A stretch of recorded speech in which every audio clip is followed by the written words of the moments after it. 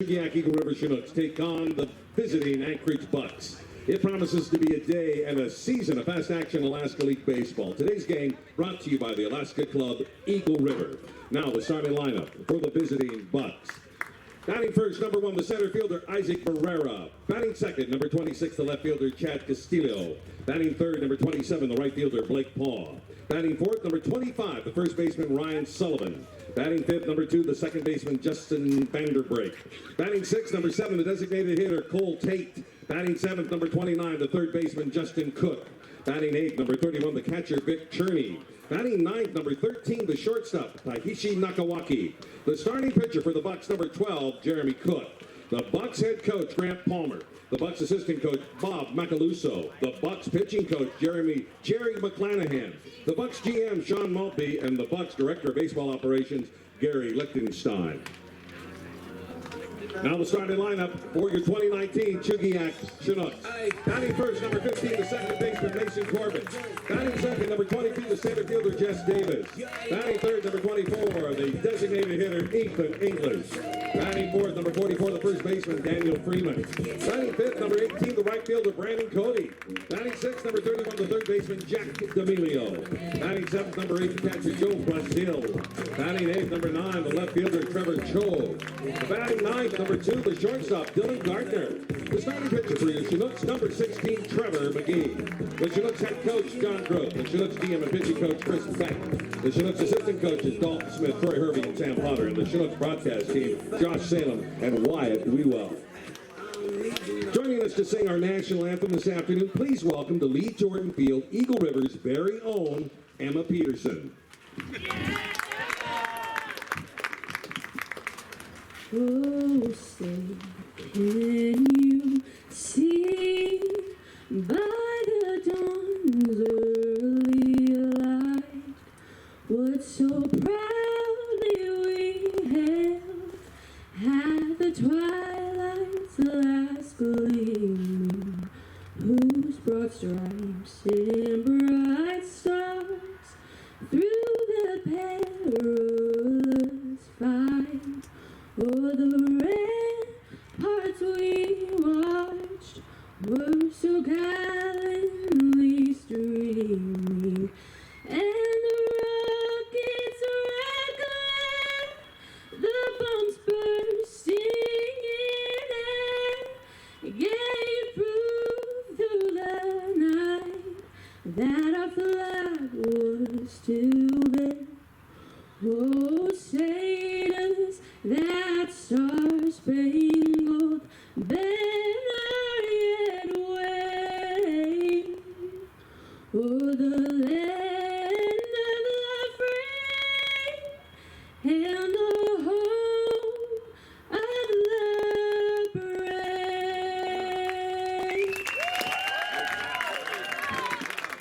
She makes Eagle River very, very proud. That is Emma Peterson. Now, going out to the pitcher's mound, this is Alex of Alaska Club. Look at the guns on her. She works out every day. That's one of the benefits of working at the Alaska Club. She has prepped and prepared for this moment for weeks. He said it's all good. There we go.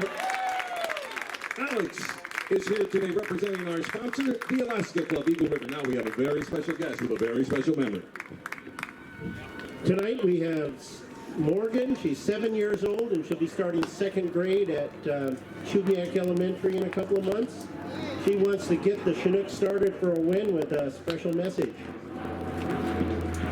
Play ball!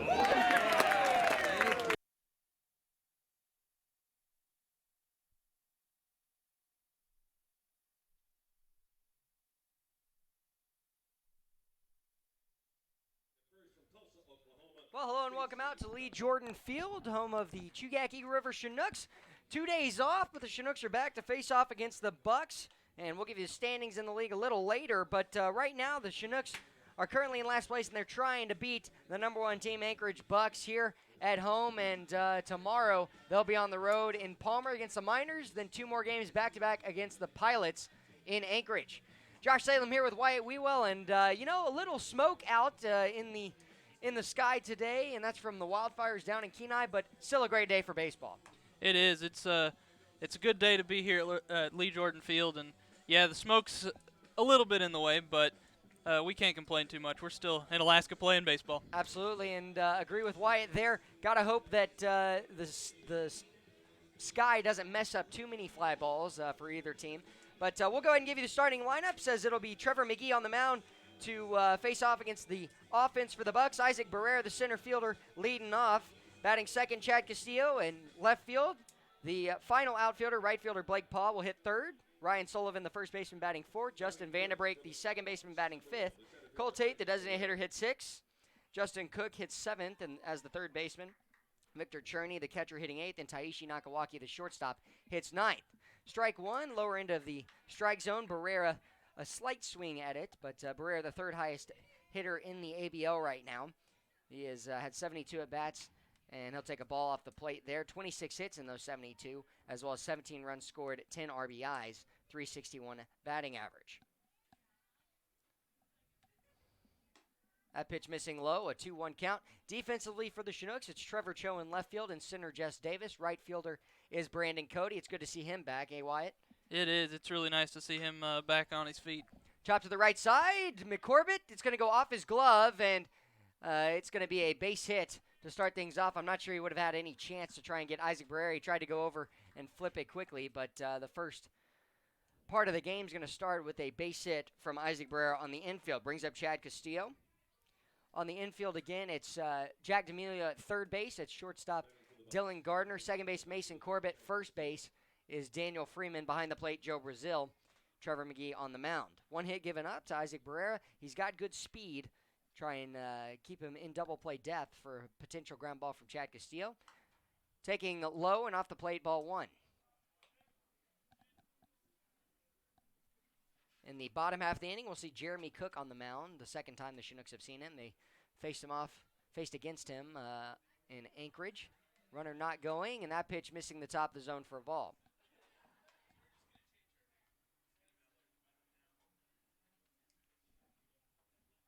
Last few games, Chinooks have not been able to get through the first inning without giving up a run. Can they do it here behind Trevor McGee, despite a runner being on first? The infield single from Isaac Barrera.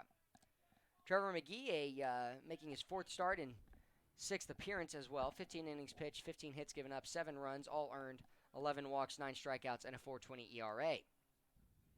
Not going there, and that's going to be taken for strike one.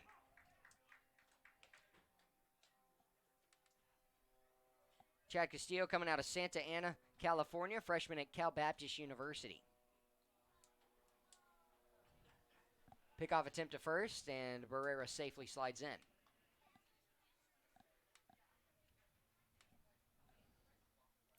Base stealing wise, Barrera at the top of the charts on the team. 6 for 7 this season. Not going. Delivery, hit off the end of the bat. Should be 2. Flip to second, the flip to first, and a double play. Good job by Mason Corbett off the middle of the bat. Chad Castillo grounds into the 4-6-3 double play. And with Mason Corbett playing right up the middle, that was it was pretty easy for Dylan Gardner. Took his time on the back end to throw it to first as well, and a good 4-6-3 double play. Blake Paul here, swinging first pitch, pops it up and out of play. Paul in the last 2 games has a home run against the Chinooks here at home. That came on Thursday in that 17-12 win for the Bucs. The Chinooks were down 16-4, came all the way back, making a run for it, and the ultimate was 17-12. But apart from the loss for the Chinooks, you got to be proud with how they came back and played. White and I had a good conversation about that. Off speed, falls in, strike 2. 1-2 count, 2 outs. Chinooks an out away here. Blake Paul, the most home runs in the league right now, as he has 5. Swing and a miss. Strike 3, caught by Joe Brazil. 1 strikeout, 1 hit, but a ground ball double play helps Trevor McGee. We'll give you the starting lineup for the defense, or starting lineup for the offense, of the Chinooks. When we come back, the defense for the Bucs coming out on the field with Jeremy Cook, the left-handed pitcher. We'll be back in a moment. You're listening to Chinooks Baseball on YouTube.com.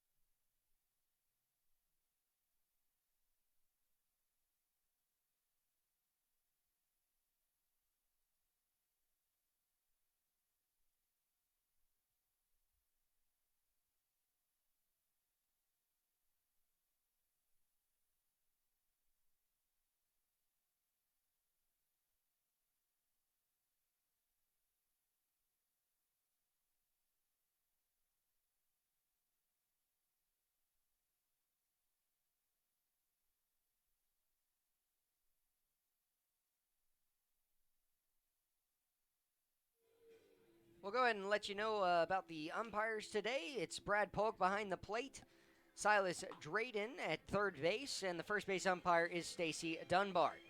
Starting lineup for your Chugiak Eagle River Chinooks, Mason Corbett leading off as the second baseman. Jess Davis hits second as the center fielder. He'll wait on deck here to get going. Ethan English, the designated hitter, hits third. Daniel Freeman at first base batting fourth. Batting fifth, Brandon Cody, the right fielder. Third baseman, Jack D'Amelio in the sixth hole. Joe Brazil, the catcher, batting seventh. Trevor Cho, the left fielder, hits eighth. And the nine hole cleaning up the lineup, shortstop Dylan Gardner.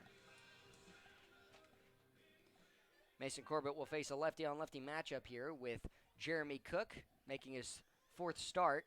And it's going to run inside ball one to Mason Corbett, the Texas A&M Aggie. It's not every day you see the first pitch of the ball game for the Bucs come right at you at the hip. Next pitch, it's almost the same spot, a 2-0 count.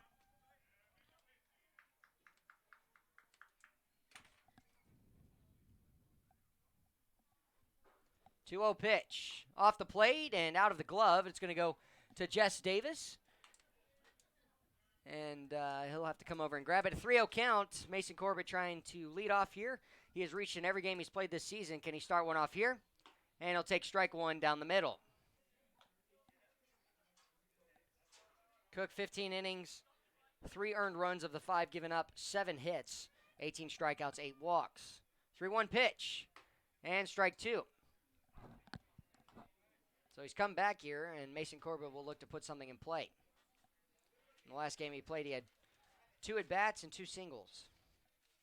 The delivery payoff pitch. Fouled away right towards Jess Davis on the left side. So Davis will just walk over, grab it, and get ready to go. For his at-bat, he'd like to have someone on in Mason Corbett if he can reach here.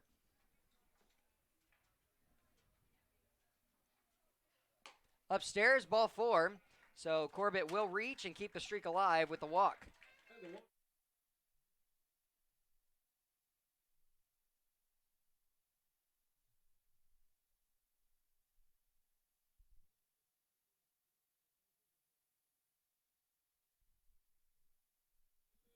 So with that, Mason Corbett reaches, keeps the streak alive, and the first base runner. Can the Chinooks get him around? Jess Davis here, the center fielder, up next.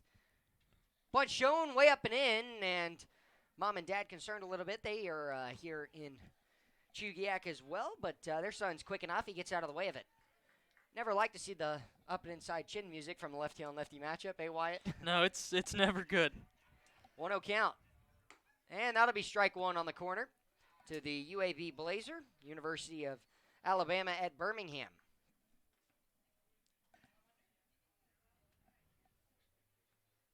Davis will look for a pitch he can hammer. Delivery. Pops it up and out of play. Jammed him inside. 1-2 count, no outs. Defensively for the Bucs, it's Chad Castillo in left field, center fielder Isaac Burra, right fielder Blake Paul on the infield. Justin Cook, shortstop Taishi Nakawaki, pickoff attempt no good. Second baseman Justin Vanderbrake, first baseman Ryan Sullivan, behind the plate Victor Cherney, and again on the mound Jeremy Cook. The 1-2 pitch. Delivery. Upstairs and over the head of Jess Davis. 2-2 count.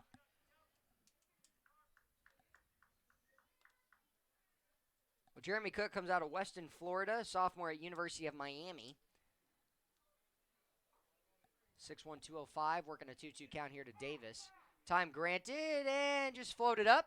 Davis will catch it in his left hand, flip it back to the catcher, and get ready to go. Showing off the handiwork there. You can tell this guy's a center fielder.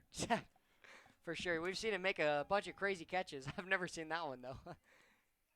And foul tip just to get a piece of it. Tried to go a late curveball. It's going to send Ethan English over to retrieve the foul ball.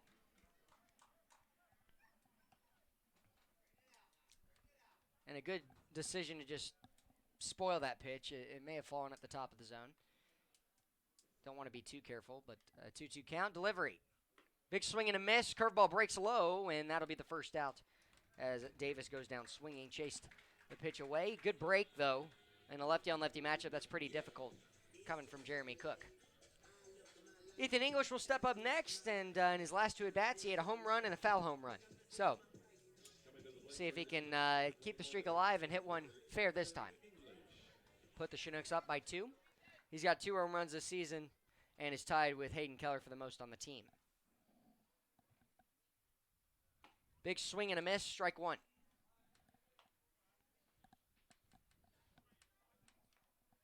English hitting .258, has 16 hits this year, and at least an extra base hit in all categories. 2 home runs, 1 triple, and 5 doubles.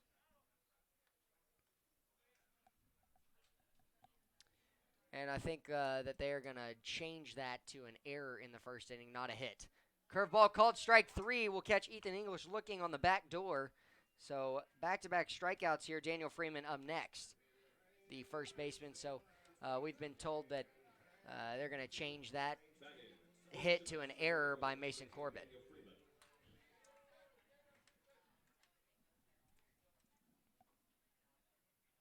Curveball first pitch, low in the zone, strike 1.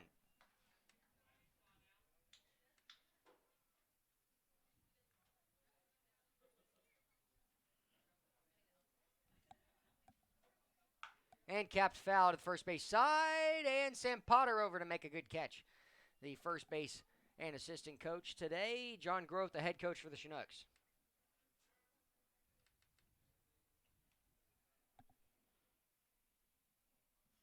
In the dirt, all the way back at us, and you could see it in the screen. It kind of messed up a little bit with the camera there. Right on back here. We'll try and fix that for you.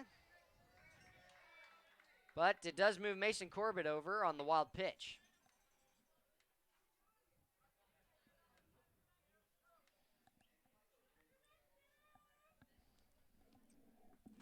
So it'll be a 1-2 count here to Freeman, who'd like to put something in play. Time called. He'll step out.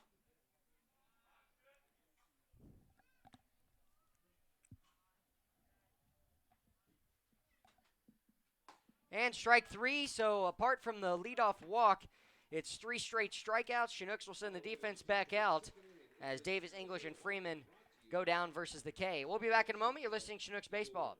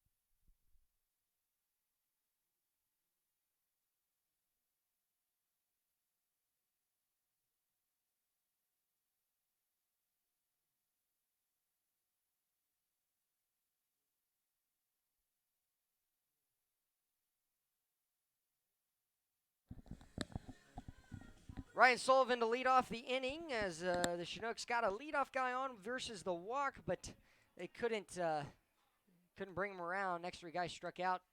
And first pitch, Trevor McGee fell down. Still got a strike in there. It was swung on by Sullivan. Fouls it back to the backstop.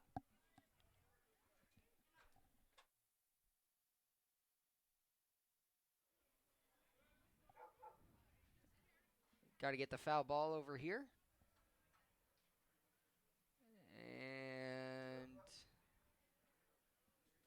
he will. Okay, we're ready to go again. Justin Vandenbrake came over, the second baseman for the Bucs, and had to grab it. We've seen Vandenbrake play a couple positions, left field, center field, here against the Chinooks. Off speed, way outside, tailing away. 1-1 count, no outs here in the top of the second inning. Still a 0-0 ball game. Both teams have had the leadoff guy get on, and then behind them they couldn't produce Big swing and a miss. Sullivan pulling around it. Sullivan, a .324 hitter, has a total of 23 hits of his 71 at-bats this season. It's the third most on the team. 3 guys in double figures in the 20s. Strikeout as Joe Brazil will come out, throw to first base, and second strikeout will start off the first out of the second inning versus Sullivan. Back-to-back strikeouts now in the last 2 outs, and a good job by Trevor McGee brings up Justin Vanderbrake, the second baseman.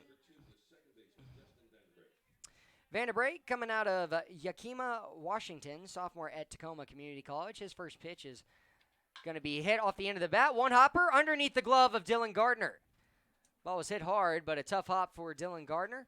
We'll put a runner on here, and that's going to be a base hit.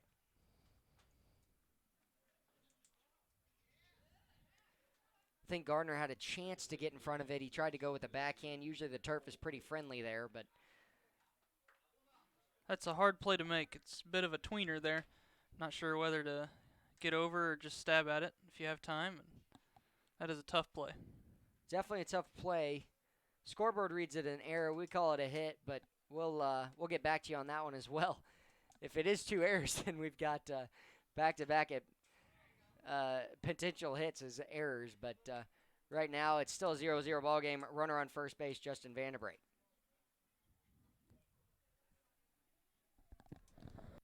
Colt Tate at the plate, designated hitter, Georgia Bulldog. Has been in the 1-2 spots the last few days.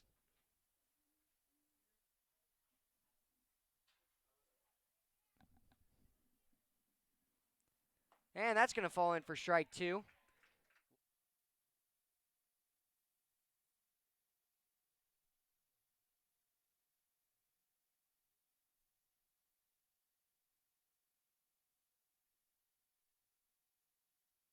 Good job by Daniel Freeman to hop up and make the catch on the potential pickoff move. Vanderbrake sliding back in safely. He is 1 for 2 on the season in stolen base attempts.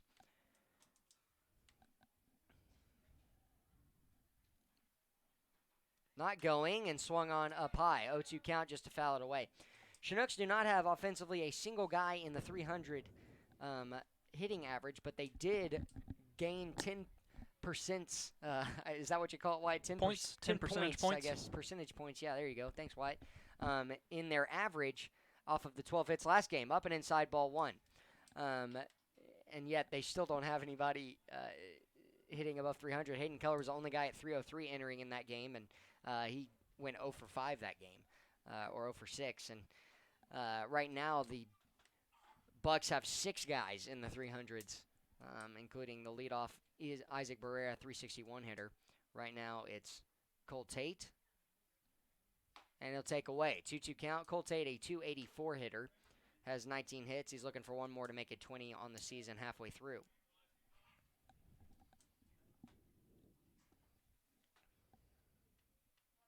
This is the 21st game for the Chinooks. And that's going to miss inside. Full count, 1 out. Trevor McGee, is looking for a big pitch here. Looking for a ground ball double play. Already had one in the first inning. Can they get one here to end the inning? Vanderbrake, good lead. Delivery. Poke down the right field line, foul, and it's going to get up and out of play.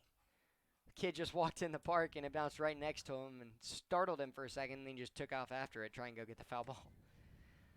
For all those listening, if you haven't hit the subscribe button, please do so on YouTube. You can get our channel and hit the bell icon to get notified when we go live. Full count, 1 out. Vanderbrake takes off. It's going to get by. It'll be a walk. And the runners are going to move up to first and second. Goes as a pass ball against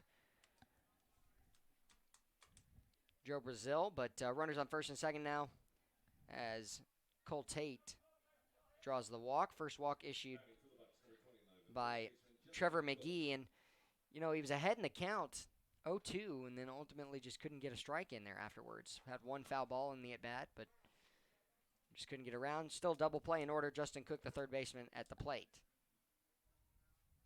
Cook, a 222 hitter. Delivery, strike 1. Third base coach giving signs for the Bucs. Out at second is Vanderbrake. Short lead out at second. Couple checks of McGee. The delivery. Off the plate. And, you know, McGee's got so much movement with that pitch. You just got to start it in a better spot so that it hits that outside corner where you want it. It's a tough pitch coming from an under three-quarter arm angle. Ground ball hit to second. Could it be two? Flip to second base. The throw to first, and a double play to end the inning. 2 double plays in 2 innings, and the Chinooks will take it as it's Mason Corbett flipping it to Dylan Gardner to first base, Daniel Freeman.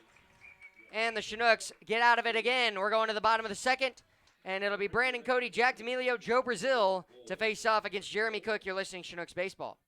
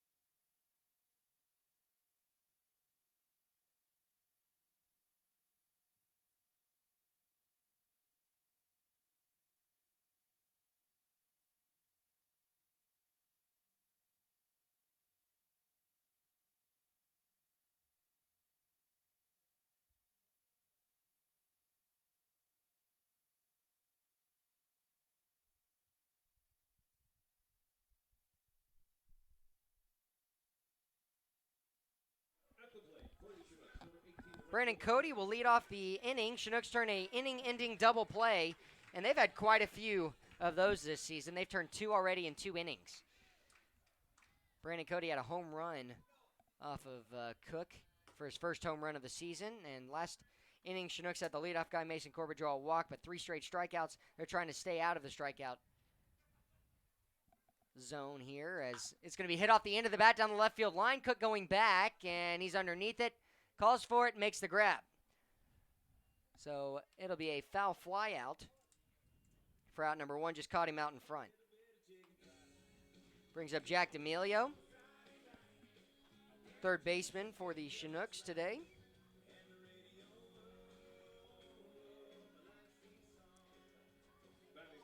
Yesterday, the Pilots beat the Oilers 9-5, and the Bucs lost to the Miners 7-3.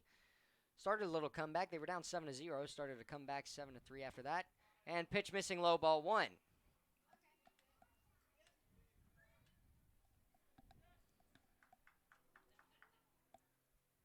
Jack D'Amelio, a .263 hitter, 5 hits and 19 at-bats. Bunt shown, and tried to go down the third base line. Justin Cook playing back far. Trevor Cho over to retrieve the foul ball. Cook had a bunt on against him last time, and he's going to take a couple steps in here. Especially with a lefty who falls off the mound, you almost take your chances, try and go the first base side. Fastball way out, a 2-1 count, 1 out here. Joe Brazil on deck, waiting for his first at-bat. Foul fly out to the third baseman. Maybe a step or 2 in the grass down that left field line for Justin Cook to make out number 1. 2-1 pitch. Hit hard up the middle, base hit for Jack D'Amelio. He continues to impress as he is pretty good at squaring up balls and poking them to the outfield.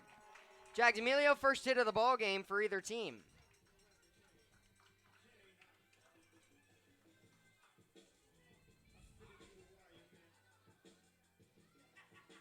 Just has really good at bats. Although he doesn't have necessarily all the power to just drop one out of here consistently, he's definitely consistent for an on-base percentage.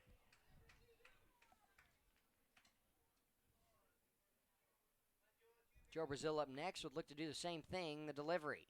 Ground ball to Justin Cook at third. This is a chance to be two, throw to second, double play, third double play we've seen in 2 innings.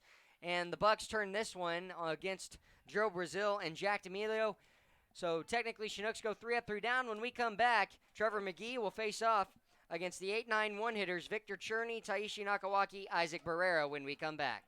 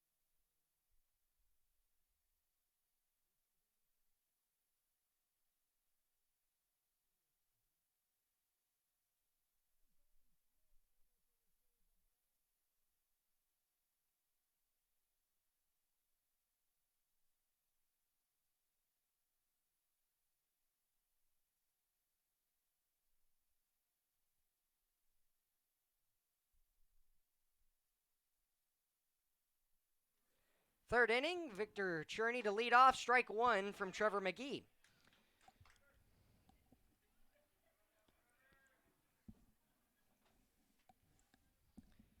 Righty on righty matchup, and that pitch just a few inches off. Victor Cherney, the catcher for the Bucs, and we've seen 3 double plays in 3 innings. That's pretty uncharacteristic, Wyatt. Yes, it is. Foul tipped in and out of the glove of Joe Brazil. It'll be a 1-2 count, no outs. 1 hit for the Chinooks, 2 errors as well, and no hits for the Bucs so far in this game. Cherney, 176 hitter, 3 hits this season and 17 at-bats. And a tough pitch there that he swung through. Strikeout number 3 on the day for the Chinooks pitcher, Trevor McGee.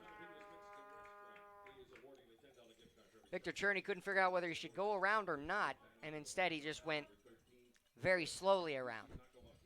So, 1 out in the inning, 3rd strikeout, 2nd inning in a row, the leadoff guy is struck out. It brings up Taishi Nakawaki, the shortstop. You know, I say this every time, but the more and more I say Taishi's name, strike 2 there with the curveball, Taishi Nakawaki, I get more and more excited. And he's not even on our team. It's okay. We get to see him again on Friday. Yeah. 0-2 pitch, and the same thing, struck out on the off-speed. Brazil gets ahead with, Trevor McGee gets ahead with the fastball, and then he's working in the off-speed, 2nd strikeout in the inning. Both times he's just made Cherney and Nakawaki look foolish pulling around the bat. It's like they realize it's so late that it's going around. Ground ball up the middle into the glove of Trevor McGee. Hops it up, flips to first. 3 up, 3 down. Go the Bucs, and the Chinooks will look to strike first as we go to the bottom of the 3rd inning. 0-0 the score.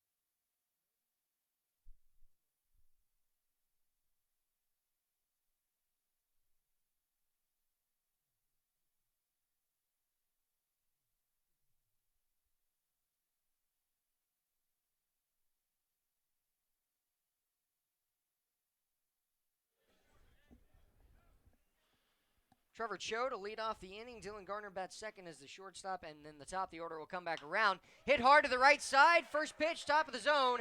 Base hit for Trevor Cho, and he's really taken off these last few games.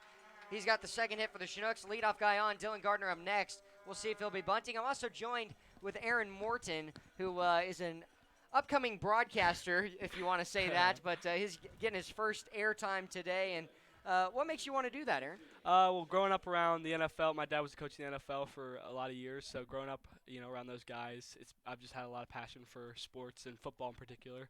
So I wanted to be able to use broadcasting as a means to. Trevor Cho hustling around at third base on the pickoff attempt that was thrown away, and that error by the pitcher Jeremy Cook will put him at third base with no outs here for Dylan Gardner. Go ahead and continue, Aaron. So I wanted to really use broadcasting. It's something that's interested me, so I wanted to use that as a means to really live out my passion for sports. Oh, that's awesome. Yeah, and, is there any specific sport, since your dad was so involved with football? I know we're at a baseball game right now and you're getting your airtime there, but is there a specific sport that you want to get involved with? Yeah, probably football, and especially college football because, even though my dad coached in college before I was born, but right. I've always loved the energy that surrounded college football and just, waking up every morning watching college game day right. before the games. I've always loved that scene, the college football scene. So that would be ideal to work in the college football. Gotcha. Well, it's an 0-2 count here, no outs. Trevor Cho at third base after his leadoff single pickoff attempt. Jeremy Cook threw it away, and Sullivan had to go over and retrieve it. Gardner an 0-2 count here against him. He's trying to put something in play. Ground ball to the second baseman. Vandenbrake fields it and going to have the easy out over at first. So Mason Corbett will have to do it here with one out in the inning as the infield came in with 2 strikes. And, a lefty-on-lefty matchup here between Corbett, who walked as the first guy up for the Chinooks in his first at-bat. But can you explain a little bit of why you're up here with your dad as well? So I came here with my older brother, Asher, and my dad, and we basically, the Becks, who were Chris Beck, he's a coach. He's been asking us for the past few years to come up, and so we really never had the time because my dad was coaching with the Bengals. And this year my dad was, most of the coaching staff was released, and my dad was part of that. So we just had a lot more time on our hands, and we seized the opportunity. That's awesome. And a check swing. Corbin not going around. 2-0 count here, 1 out. It's a pretty great place. What have you gotten to do here in Alaska? We've done a lot of swimming. So some of them we've visited a few of the lakes. We visited Mirror Lake and Ekluna Lake. So it's been a lot of be able not a lot of hiking. And once again, Corbett will let the bat go flying. We've seen that twice. Yeah. In his last few bats. Hope everybody's okay. It fell right into a crowded area of the fan section on the right side of the dugout. Hopefully no one was walking over there. But with the way Sam Potter reacted, the first base coach, I think everybody's all right. I think they just want to keep the bat now. I mean, throw it in the stands. You might as well get to keep it, Just like a ball. Right. So instead it's a 2-1 count as Corbett swung through and missed the ball. Last time the bat didn't break. 3 days ago, and this time the bat doesn't break. It's a sturdy bat. I know. The Chinooks have a chance to get a runner in with no outs and a runner at third, but now 1 out on the ground out from Dylan Gardner. Infield still in. Mason Corbett trying to put one to the outfield here. Do you play baseball as well, Aaron? I do not. I always kind of looked into it growing up, but I never really came around to it because football was my main sport. Passion, yeah. Football and basketball were my 2 things. Low and away, a 3-1 count here to Corbett. On deck, Jess Davis struck out swinging for the first strikeout of the ball game granted to Jeremy Cook. That was back in the first inning. And, Mason Corbett will look for one pitch here, the 3-1 count delivery. And he'll swing through it, a 3-2 count. Good fastball, and it's tough to hit that when it's tailing into you. A lot of arm side run from Jeremy Cook. You're a right-handed player as well? I am, yeah. You were talking earlier about how you could you're switch hit from both sides. So yeah, that'd be a great skill, but yeah, Chinooks in a tough spot here as Mason Corbett goes down swinging. Jess Davis up next, and the leadoff guy at third base with no outs. Now 2 outs here. Jess Davis will look for a free pass to try and give the Chinooks a 1-0 lead. Yeah. It'd be good to get an early lead. It's more of like a marathon this game. Yeah. Football, it's what I'm used to, but getting early lead's always good. Absolutely, and considering the Bucs with how their success has been, big swing and a miss, first pitch curveball, and Davis swung right over it. The Bucs have had great success. They're leading the league right now at 15-7, picked up their 7th loss last night in that 7-3 loss against the Miners. But they're trying to turn things around again, get back on a winning streak, and strike 2 there to Jess Davis. He'll look to put something in play here. Got to choke up, put something in play. Cannot afford for a strikeout. That was the same thing with Mason, who just walked in his first at bat, but a strikeout swinging for out number 2. Inside, And strikeout again, strike and 3. Jeremy Cook will get out of it with 3 outs. Gave up the leadoff single first pitch, no outs, and then threw one away. Moved up Trevor Cho to third base. Aaron, one last question for you.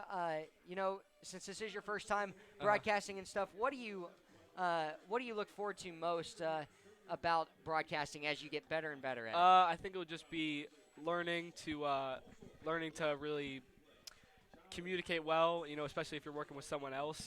It's being able to have that like relationship where Yeah. you guys work well together, and I think it'll be good as I move up. Hopefully to work with some good people and I can learn from. So, Yeah, and get that chemistry with them. Yeah, I yeah, feel yeah. that for sure. Well, thank you so much, Yeah, Aaron, for thank you for joining us having me. today Thanks for for half having an me. inning. And we'll be back in a moment for the top of the 4th. Pretty quick game going by, 0-0 the score. Chinooks will send their defense back out behind Trevor McGee.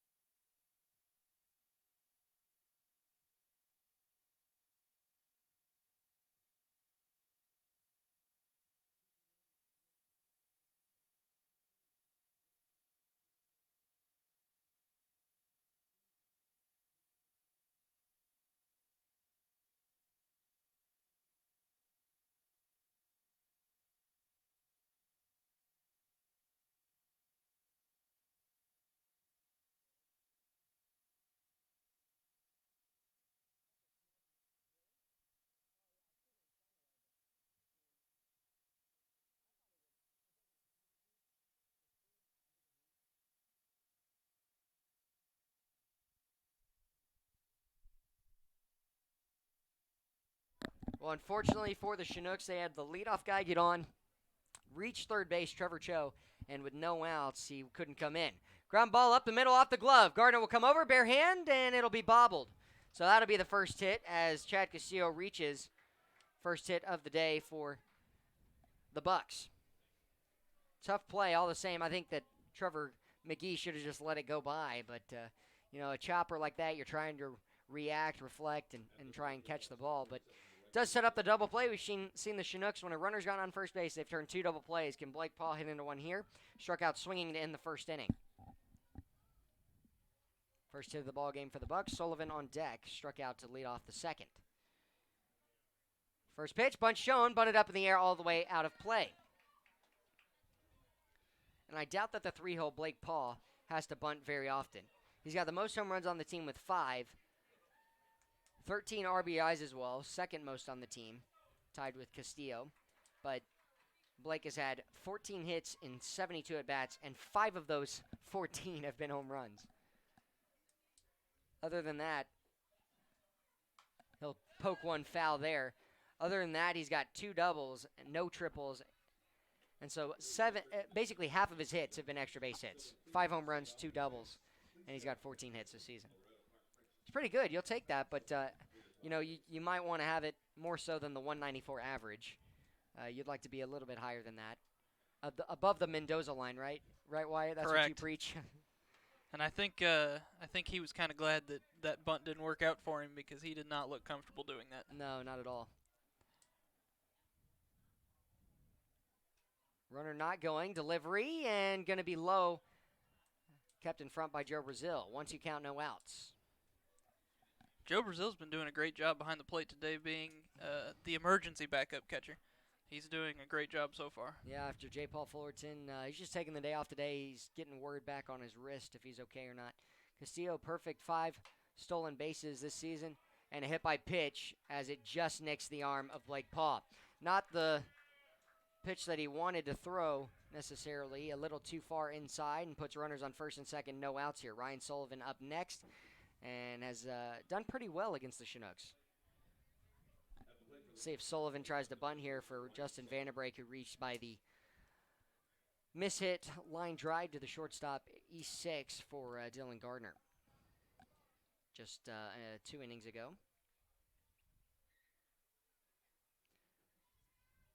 Sullivan not bunting. Pokes one up and into right field, and coming over, it's going to fall in, scooped up by Brandon Cody. He'll throw it home, and that's a great play by Brandon Cody to come over and scoop that up as it's a base hit. Second hit of the inning loads the bases for Justin Vanderbrake. Brandon Cody, if that gets by him, potential in the park home run for Ryan Sullivan. We'll pause here for a moment. Chris Beck out to talk with Trevor McGee.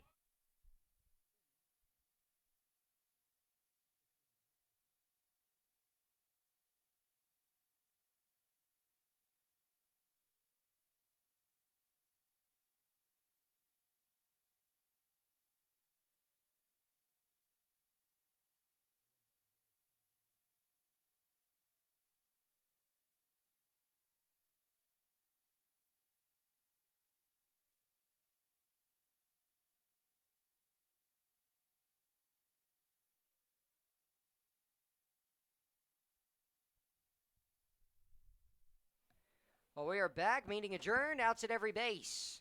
Can the Chinooks get a double play, only give up one run, or try and field it and throw home? Vanderbrake first pitch, strike one. Vanderbrake thought that was going to hit him. Yeah, he did, and it was pretty far away from hitting him, too, after the movement. Joe Brazil setting up inside, trying to work in here. Delivery, poked foul. 0-2 count, no out. Chinooks looking for a big double play here or a big strikeout. Try and get a double play against Cole Tate, who walked in his first at-bat. Only walk given up by the Chinooks. Tate runs well, and a lot of these guys for the Bucs do. Got to be quick with it. Jack D'Amelio at third base, even with the bag. Ground ball to him, you likely go home. And the 0-2 pinch got to go big here. Strike three will get him swinging. Vanderbrake goes down with the chase swing. Fifth strikeout now for the Chinooks pitcher, Trevor McGee, versus the 5 in 3 innings for Jeremy Cook.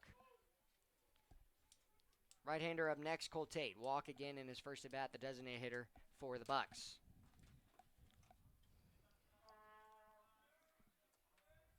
Two hits for either team. The first pitch here, up and inside, ball one.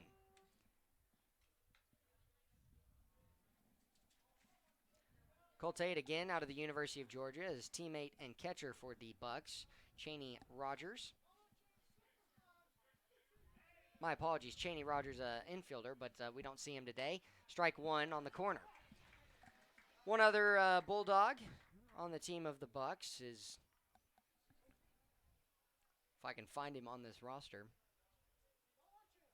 Shane Marshall. There's the catcher for Georgia Bulldogs team. 1-1 pitch. Poked foul and away. It'll make it a 1-2 count. Advantage for the Chinooks. Can Cole Tate swing through one here and give the Chinooks their second strikeout in the inning and second out at that? A double play will get the Chinooks out of it. And the delivery. Pokes it up to right field. That could be deep enough. Brandon Cody tailing back with it. He'll make the catch, get it in. One runs in, throw to second base. Will it be in time? No. As it's cut off by Mason Corbett, both runners tagged. And that'll be an RBI sac fly for Cole Tate. One run is in for the Bucs. Brings in Chad Castillo as an earned run. So we do have our first run of the day, 1-0. It's the second hit in the inning, and the RBI sac fly there to bring him in. One hit by pitch, loaded the bases. And Justin Cook at the plate, who hit into the ground ball double play to in the second inning. Deep breath from McGee, delivery. Off the plate, ball one.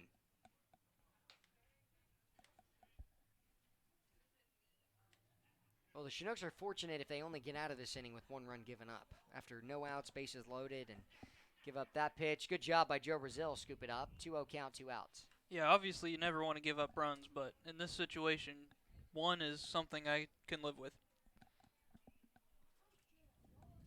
A 2-0 count here. Got to be careful to Justin Cook. He's got power behind the bat and can really drive the ball. Delivery and off the plate. 3-0 count, 2 outs. On deck, the 8-hole Victor Cherney struck out swinging. There's a base open, so a walk here wouldn't be the worst thing with It Cherney on doesn't deck. kill you, and you've got potential to have the bases loaded, but still get outs at every base. So you take it. Strike one, though, on the inner third. Thought it may have been a little high, but all the same. I think so did Justin Cook. It's strike one for McGee. Delivery in the dirt. Good block by Joe Brazil. Keep it in front, and that'll load the bases with the walk. So the inning continues. It's still just a 1-0 lead. No one warming in the bullpen for the Chinooks. And Victor Cherney up next. Cherney again, the 176 hitter. Only 3 hits in 17 at-bats this season. 1 double. 2 RBIs, 2 walks, and bases are loaded currently. Got to get an out at any base here.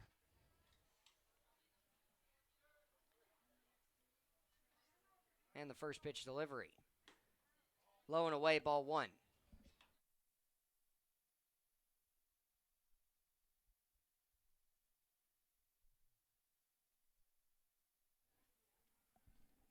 McGee comes set here, and the 1-0 count.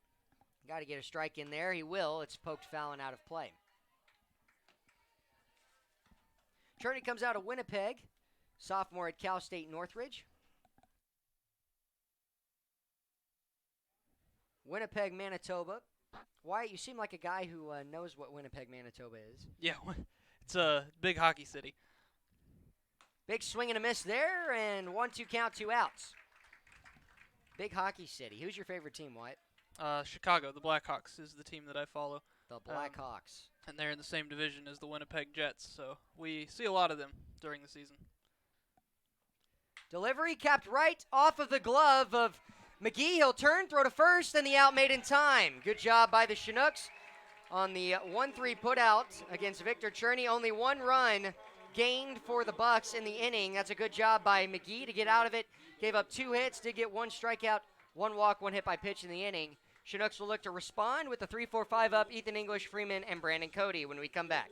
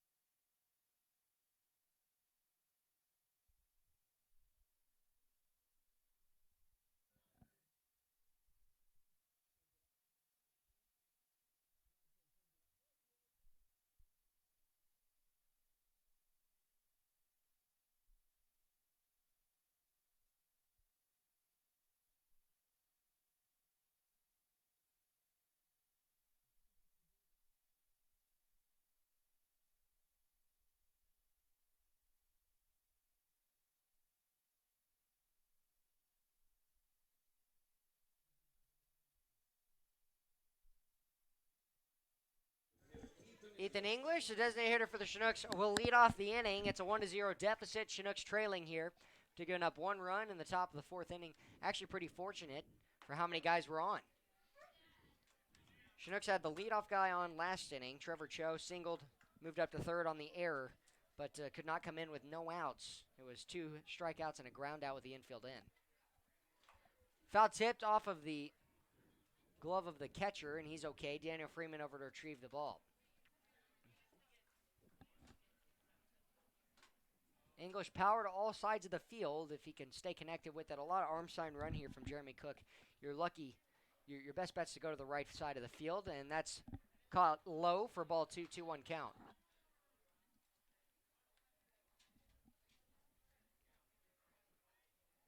Ethan English looking to reach here, a 3-0 count. Can he start things, or 3-1 count, excuse me. Can he start things off? The Jeffersonville, Indiana native, 6'3", 220 sophomore, committed to John A. Logan College, transferring over from Indiana Wesleyan College. The payoff pitch with a 3-1 count, no outs. Ball 4, and so that will put the potential tying run on base. So far in the 3 innings of pitching, 5 strikeouts for Jeremy Cook, and those 2 strikeouts last inning came at a big time. Daniel Freeman up next, struck out swinging to end the first. If you try and poke something between first and second here, your best chance of getting a base hit through the infield. First pitch is called for strike 1 on the lower third. Brad Polk, home plate umpire, doing a pretty good job. He's been very consistent today for both teams. 0-1 count, no outs, and the delivery. Big swing and a miss in the dirt. English stays put. So Freeman will have to try and put something in play here. Been pretty aggressive after giving up the first pitch for a strike on the fastball. The off-speed comes in, and he's been pretty aggressive there, just trying to put something in play.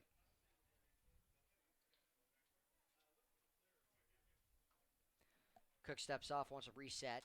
English walked, he's at first base. Brandon Cody on deck, the right fielder. 0-2 count, no outs. Hits hard to right field. It's tailing back to Blake Paw. He'll make the catch for out number 1. Good swing from Daniel Freeman. Not the 0-2 pitch that Jeremy Cook was wanting, but it'll just be a long fly out for out number 1. Jack D'Amelio, first hit in the ball game for the Chinooks of the 2. Him and Trevor Cho, and he's on deck. Cody would like a big hit here. He had his first home run of the season against the Bucs left-hander Jeremy Cook. If he gets one here at Lee Jordan Field, it would be his first home run at Lee Jordan Field, his home turf, and his second home run this season. Curveball, first pitch, sliding over off the plate is the catcher Cherney. 1-0 count, 1 out. The delivery. Big swing and a miss off the plate. It'll tie the count up at 1-1. That's how much movement the left-hander has. Cody sporting his brand new Evo shield on his ankle. He just ordered that after he fouled one off his leg. And that pitch is strike 2, lower third. So he'll have to compete here, 1-2 count. Yeah, he took one right off the lower ankle and bruised it up. Couldn't play for a few games. It's good to see him back in the lineup today. 1-2 count, 1 out. He's my roommate for the summer, and I know that he ordered that before we got back to the house that night. Thrown all the way to the backstop, and that's the second big wild pitch we've seen. As Jeremy Cook tried to pull one down inside, and he throws it right at the ankle, on the other side of the ankle of Brandon Cody. Cody's like, I'm not in for that one right there. I'll scoot back. Shield doesn't cover that side. Does not. But all the same, Ethan English in scoring position. Base hit will score him. And 1 out in the inning. Brandon Cody will look for a big hit here. 2-2 count, 1 out. Delivery. Ball 3, upstairs and out.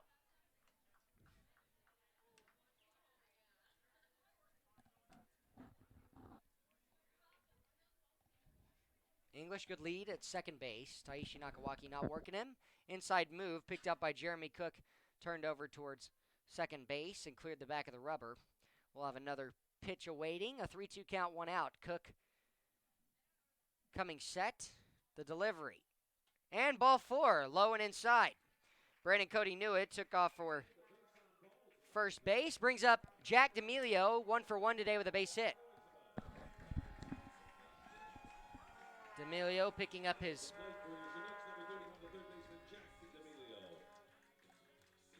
sixth hit of the season in 20 at-bats.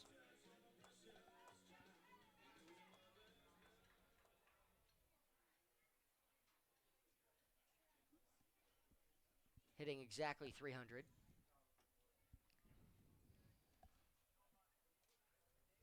And taking ball 1 and off the plate. came into the game with a 263 average, but because of that 6 hit, you divide it by 20, and there it is, 300 average. That's strike one, lower third, 1-1 count, 1 out. On deck, Trevor Cho. On deck, Joe Brazil. Trevor Cho would be third up, and Chinooks definitely looking to try and bring in Ethan English, tie this ball game at 1 each. They have the go-ahead run, Brandon Cody at first. 2 walks, 1 fly out to right field. And taken low, 2-1 count. Good take by Joe D'Amelio. Well, you mentioned your roommates are at first base. My roommate is currently at the plate hitting in Jack D'Amelio. Joe Brazil waiting and foul tipped out of play. 2-2 count. I asked Wyatt for a second if I had accidentally said Joe D'Amelio while looking at Joe Brazil. It happens to some of us sometimes, but all the same, Jack D'Amelio. Third baseman working a 2-2 count here, 1 out, looking for a big base hit. Make it 2 for 2 on the day, and could he pick up an RBI and tie this ball game? The delivery. Inside, called strike 3 as it hits the inner half of the strike zone. D'Amelio goes down looking, 6 strikeout granted to the left-hander Jeremy Cook. You know, not very often when pitchers fall down do they get that pitch anywhere near the zone, but we've seen twice today them called for strikes. Yeah, it tailed back in to hit the front door. And that's tough as a hitter to focus on the pitch when the pitcher's just falling down in front of you. Low and away, ball 1.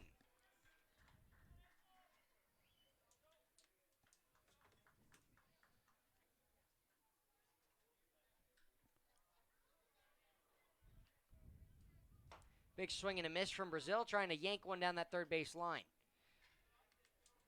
Like to see Trevor Cho get up, who's 1 for 1 today and had a big game 2 games ago. 3 games ago.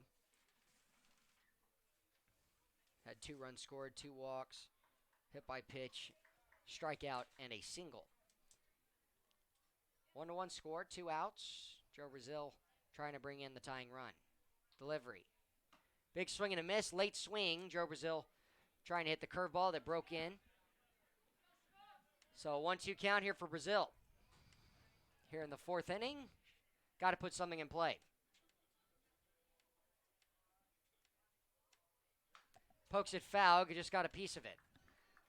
And again, Trevor Cho over to retrieve the ball. He'll give a nice nod to the camera, little heads up. And a 1-2 count for Joe Brazil here again.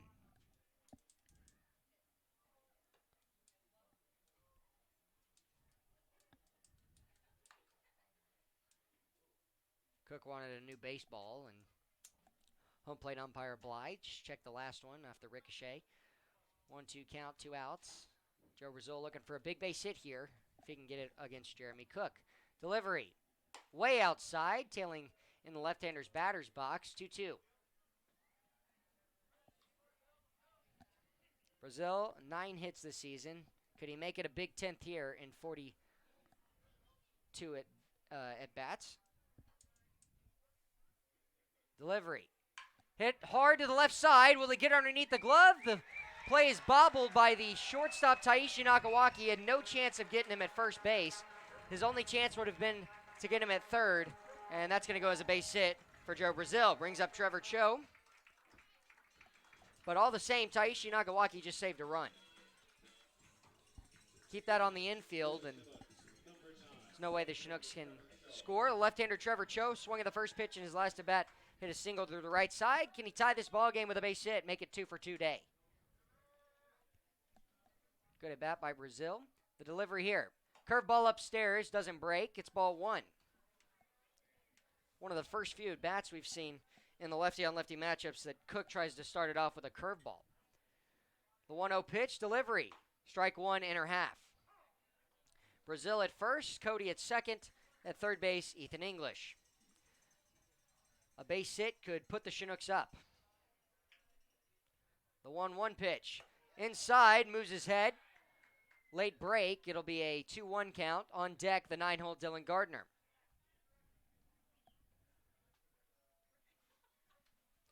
Again, no pitchers warming up in either bullpen. Cook will come set momentarily. A 2-1 pitch awaiting, 2 outs. The delivery. Low and away, ball 3. See if Trevor Cho tries to take here, if he'll be swinging. A walk will bring in a run, and it would be an earned run at that. RBI for Trevor Cho and tie this ball game. The delivery, and it's going to be ball 4 as it just misses off the plate. RBI walk for Trevor Cho brings up the 9-hole. We got a tie ball game.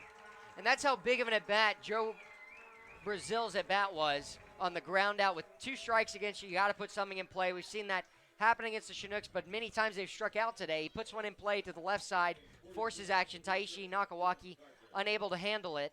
Keeps it on the infield, but then you draw the walk for Trevor Cho, and he's 1 for 1 with the RBI walk there.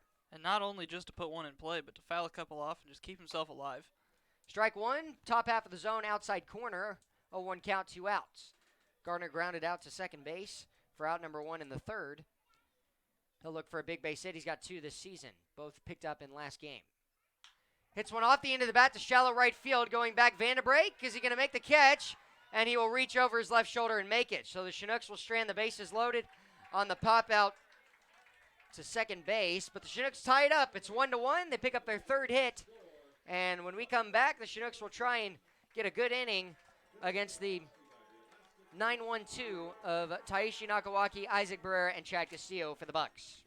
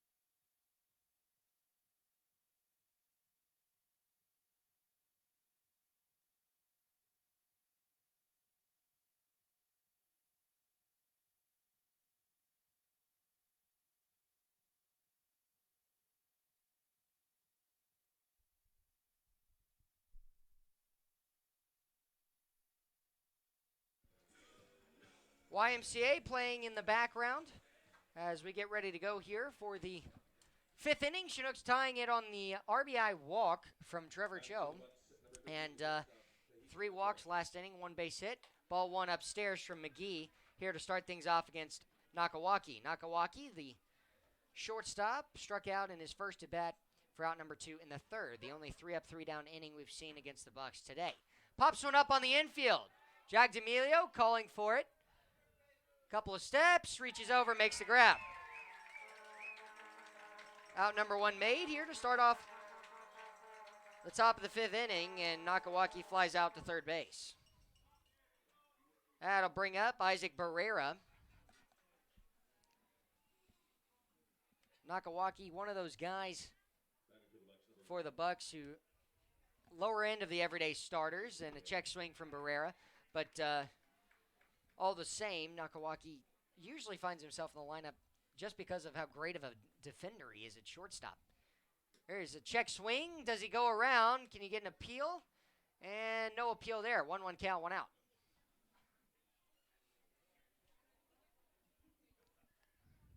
Wind up here in the delivery. Chop to the right side. It'll be down to Daniel Freeman. 2-hopper in foul territory, right in front of the first base coach. 1-2 count, 1 out.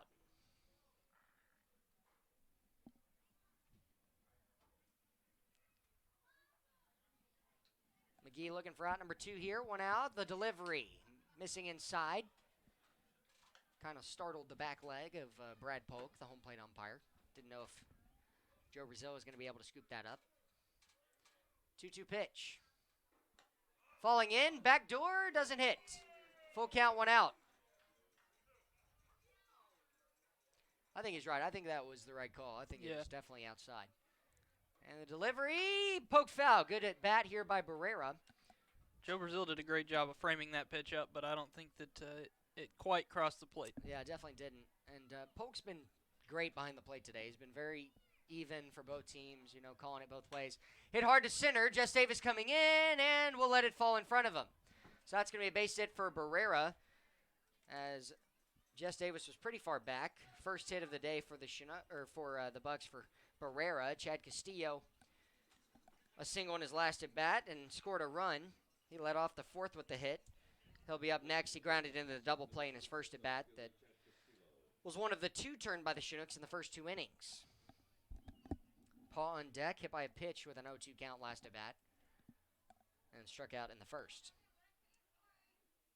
First pitch here, low and away, scooped up by Brazil. Good job. A 1-0 count, 1 out.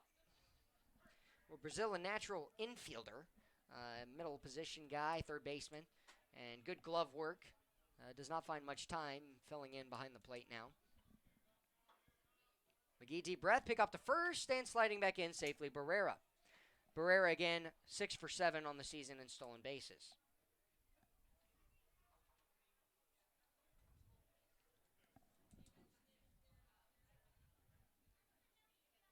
Brazil's really hoping that J. Paul Fullerton can get back in action because he is ready to get back to third base, I think. Oh, I'm sure he is. And, split time with Jack D'Amelio as those guys. And I don't know. I think Jack likes it right now because it means that those guys are playing every day. So Jack's only been here for a few weeks. I think this is his 2nd week now. Beginning of his 3rd week. Runner goes, and it's going to be grounded foul down the first base line. Barrera got a good jump. Haven't had to see the arm of Joe Brazil just yet. A 1-2 count, 1 out. Barrera will walk back into first base. Signs given from the third base coach, We'll see if he'll be going with a 1-2 count here and the lefty at the bat. McGee, runner goes, pops it up. Left side, and it's going to just get out of play. So again, the foul ball will keep Barrera exhausted back to first base. We'll see if the steal is still on.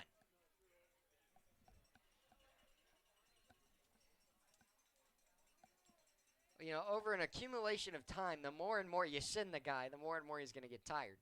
So a double play still in order with Barrera at first. His single to center field. Pick off to first, nice and easy. Barrera sliding back in. Chinooks did have 2 off days. Got to hang out with my parents. Go up to Talkeetna for a few days. Delivery, no runner going, off the plate. Ball 2.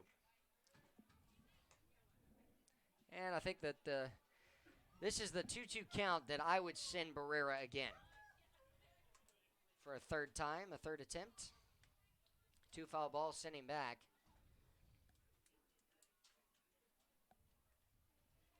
He does go, and it's going to be another foul ball. So he's really getting his work in. Blake Paul will have to come retrieve it. And Barrera just laughs it off with Mason Corbett, the second baseman for the Chinooks. Both teams have 3 hits. Both teams have 1 run, but the Chinooks have 2 errors against them, 1 error for the Bucs. And the 1 error for the Bucs didn't actually hurt them. Neither did the 2 for the Chinooks, but the big error on the throwaway pickoff attempt put the runner Trevor Cho on third base, and Chinooks couldn't bring him in with no outs. Barrera still at first. Not going. Ground ball to second. Can this be 2? Flip to second base. The throw on the back into first. And the stretch. He's out at first base. Double play will end the inning as Castillo grounds into his 2nd double play of the game. 3rd turn by the Chinooks. They're trying to push ahead in the bottom half of the inning, as it'll be 1-2-3 Mason Corbett, Jess Davis, and Ethan English to face off against Jeremy Cook when we come back.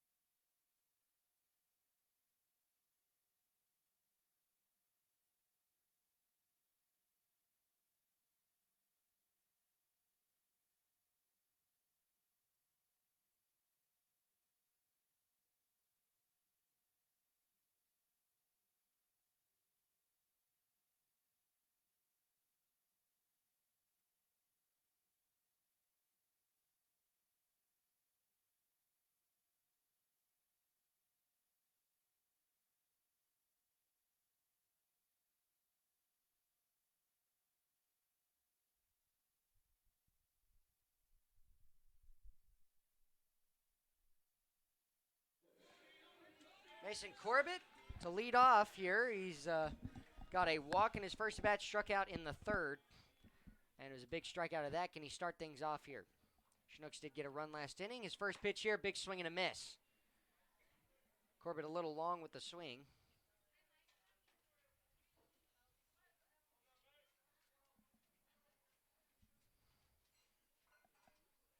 Comes set and the 0-1 delivery. Off the end and strike two. Good breaking ball that hits the outside corner.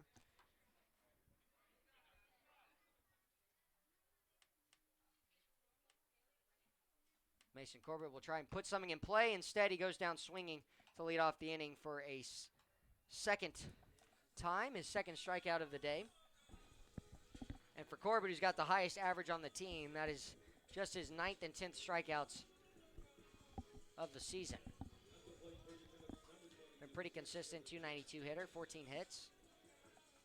But he's got the most walks on the team with 18. Has reached in every game, picked up his 19th walk earlier. First pitch here to Davis is strike one. Davis in his first two at-bats has struck out twice swinging. He's just been chasing the curveball. That's been his downfall so far, but you got to try and hit the fastball. He takes strike one on the inner third. And back-to-back pitches, strike two on the outside part of the plate.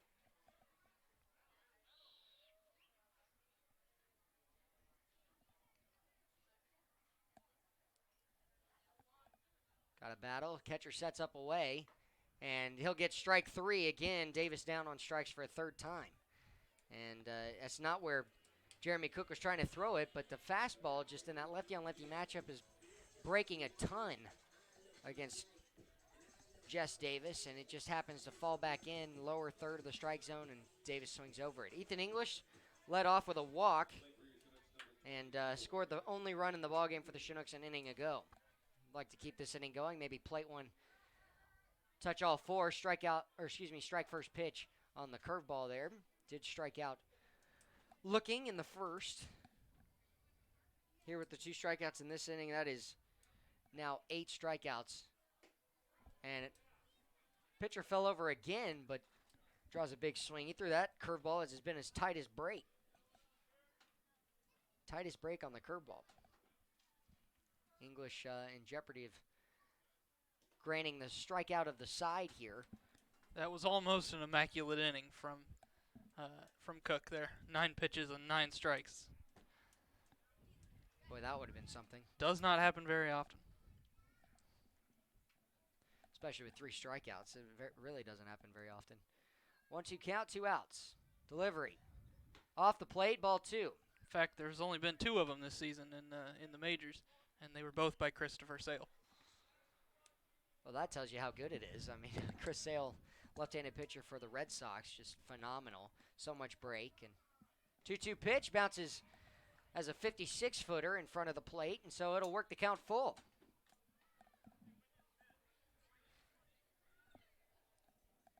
Chinooks have had more base runners than the Bucs today by 1. Delivery. Smash down third base line, fouled.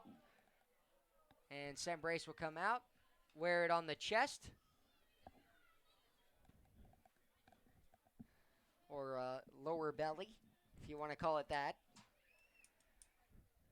Another full count pitch. Curveball hit off the end of the bat. Nakasaki will bobble it. That'll be an error for Taishi. Very uncharacteristic. It hopped up quickly. And that puts a runner on. Second error on the day for the Bucs. Brings up Daniel Freeman. Very rarely, Wyatt, do we see a ball. We talked on it earlier on how great defensively Taishi Nakawaki is coming out of El Camino Community College. And, you know, that pitch is hitting right off the palm of his glove and hops up. There's the commentator's curse for you. You're absolutely right. And, you know, if I believed in curses, I'd definitely be all for that. But all the same, it does happen more frequently than you think, where you say something and then all of a sudden it gets right back at you. So that's the game of baseball, a humbling game for you. 0-1 count, delivery. Big swing and a miss, changeup falls in, and Freeman flew out to right field in his last at-bat, struck out swinging to in the first. He's trying to get a big hit here. Keep this inning moving as Ethan English reached via the error from the shortstop. Off the plate, ball 1. Cherney really have to reach for that pitch off the plate.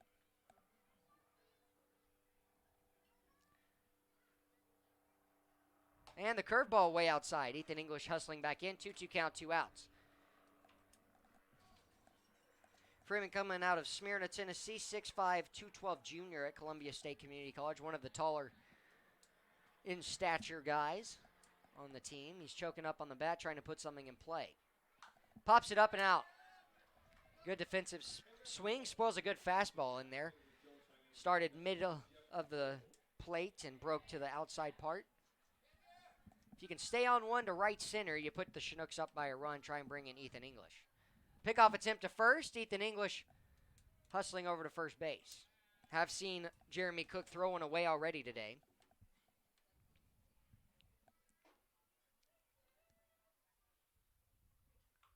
Two count, 2 outs. Delivery. Off the end of the bat to the right side. Vanderbrake's going to let it hop. Can Daniel Freeman get there? It's a base hit for Daniel Freeman. I'm surprised Vanderbrake didn't try and go forward and catch it. I don't think he thought about the spin on it because he looked pretty upset with himself that he didn't go for it immediately. Exactly, and that does go as a hit for the Chinooks. It's their 4th hit. We'll pause here for a moment. Pitchers meeting as Brandon Cody comes up. He has a fly out to third base and a walk in his last at bat.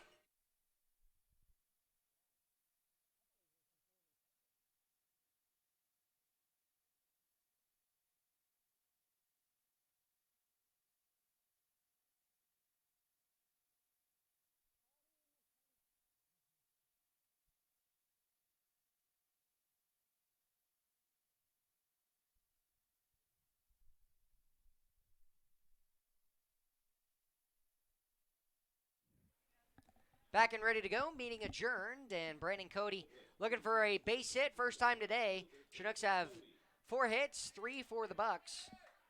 Both teams with a run, both teams with 2 errors.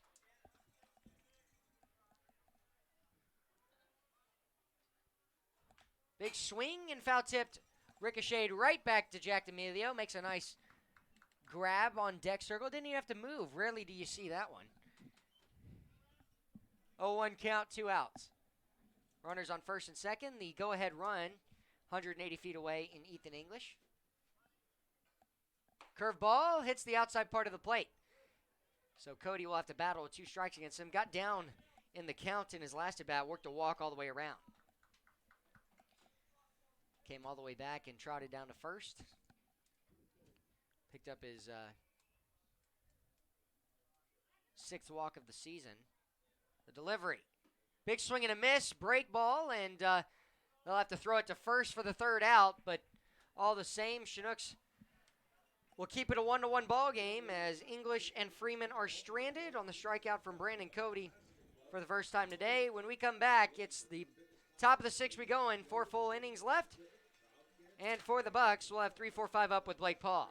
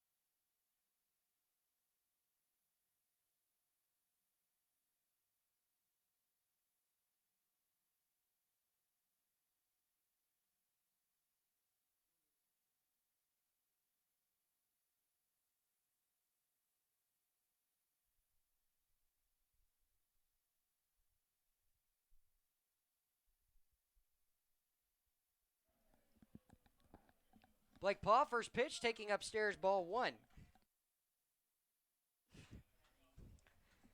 A 1-0 count, no outs here. And that pitch misses low. Sullivan on deck.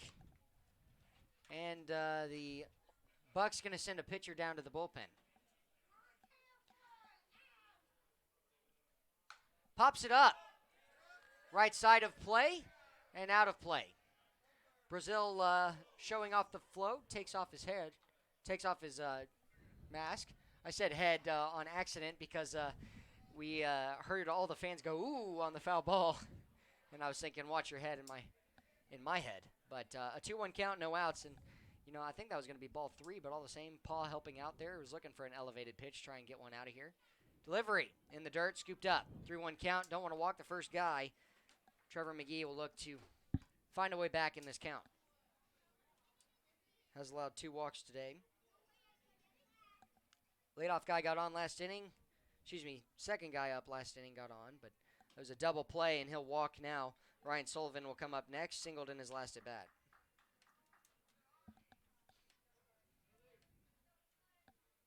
One to 1 to score here in the top of the 6th. Trevor McGee still pitching on the mound for the Chinooks. And the Chinooks going to send a pitcher down to the bullpen. At the plate for the Bucs, number 25, the first baseman Ryan Sullivan. Sullivan did not bunt in his first at bat. He ended up striking out, and we thought he was going to bunt in his second. With runners in scoring position, he did not. Not bunting here. First pitch, strike 1, lower third.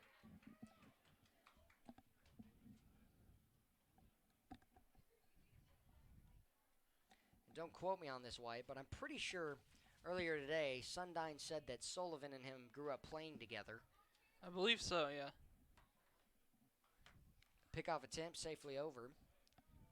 Sullivan coming out of Aurora, Colorado. And, Zach played at MSU Denver in Colorado and came out of Aurora as well. So, pitch away. Good job by Joe Brazil to move over and catch it. Both guys grew up playing together. Couple of guys have played together on these opposite teams. Brandon Cody, good friends with one of the pitchers for the Bucs. Runner not going here, Blake Paw, and the delivery poked foul. A 1-2 count, no outs, and McGee will look for a big strikeout here for a second time against Sullivan for out number 1. On deck awaiting Justin Vanderbrake. 0 for 2 today, reached by an error from Dylan Gardner in his first at bat and then a strikeout in the last.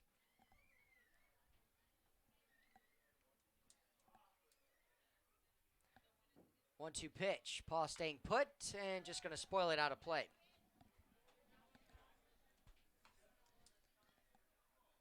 Blake Paw's walk is his 9th of the season.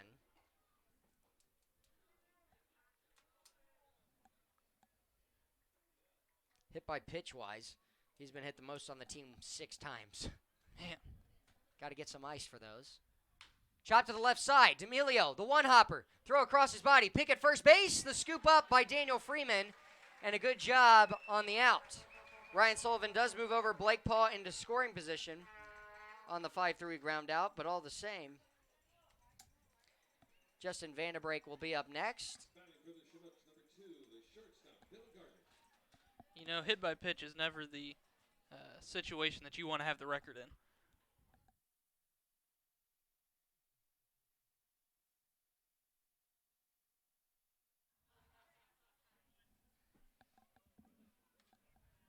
First pitch to Vanderbrake. Big swing and a miss, chasing the outside fastball from Trevor McGee. And Vanderbrake had a big strikeout that he just swung around on the fastball away, or the off-speed pitch away, and couldn't hold up his swing. A 0-1 count, 1 out. Paul out at second. Delivery here. Check swing there, and he didn't go around.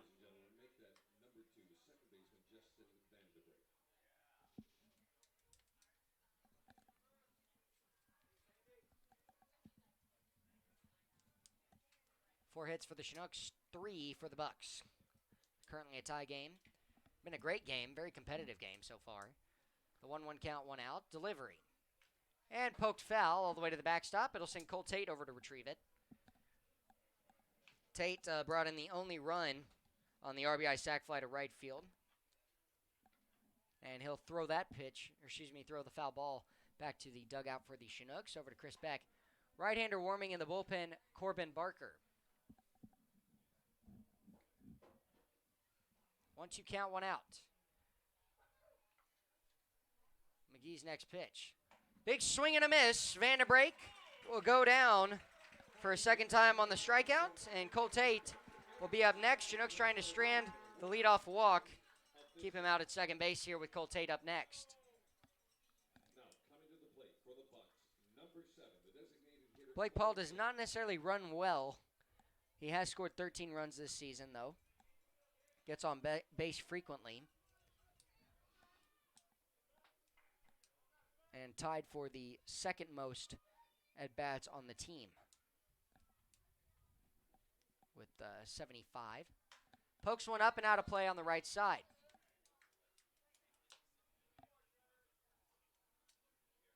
Tate again walked in his first at-bat back in the second before he was out on the ground ball double play from Cook, who's on deck, and then RBI sac fly brought in the first run, made it a 1-0 ball game. Chinooks tied it up in the bottom half of the inning.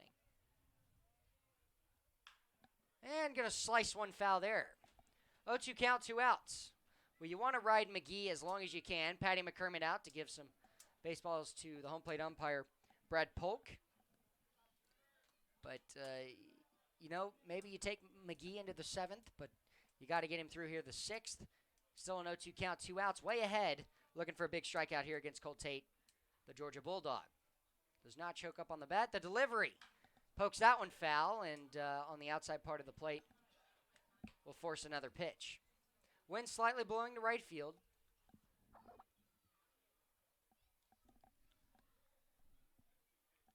Cook again on deck. Third baseman. 2 Cooks for the Bucs playing today, Justin Cook and Jeremy Cook. And fastball there, poked down the right field line, out of play, into the bullpen. And none of the Bucs even moved. It's a pretty full bullpen over there, and haven't seen a guy warm up yet. So they're trying to ride the left-hander Jeremy McGee, Jeremy Cook, excuse me, as long as they can.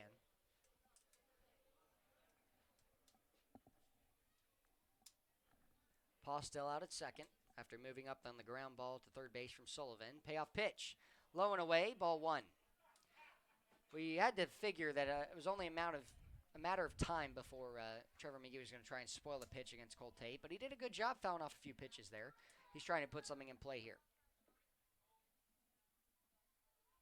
1-2 count, 2 outs. And that's going to get away on the wild pitch as Joe Brazil did everything he could to get to it, but now he's got to keep the ball in front. Blake Paul 90 feet away as the go-ahead run. 2-2 count, 2 outs to Cole Tate.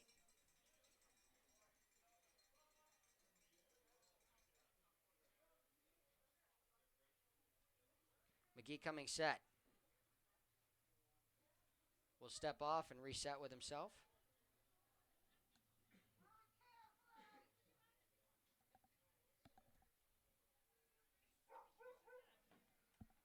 Two's across the board, 2 outs. The delivery. Strike 3 will catch him looking. Cole Tate goes down. Runner at third base was stranded. And a big strikeout for Colt Tate. Trevor McGee picking up another. He's up to 7 strikeouts now in the ball game versus the 9 for Jeremy Cook. It's a pitcher's day, 1-1 the score. When we come back, Chinooks will have Jack D'Amelio to lead off the bottom of the 6th inning.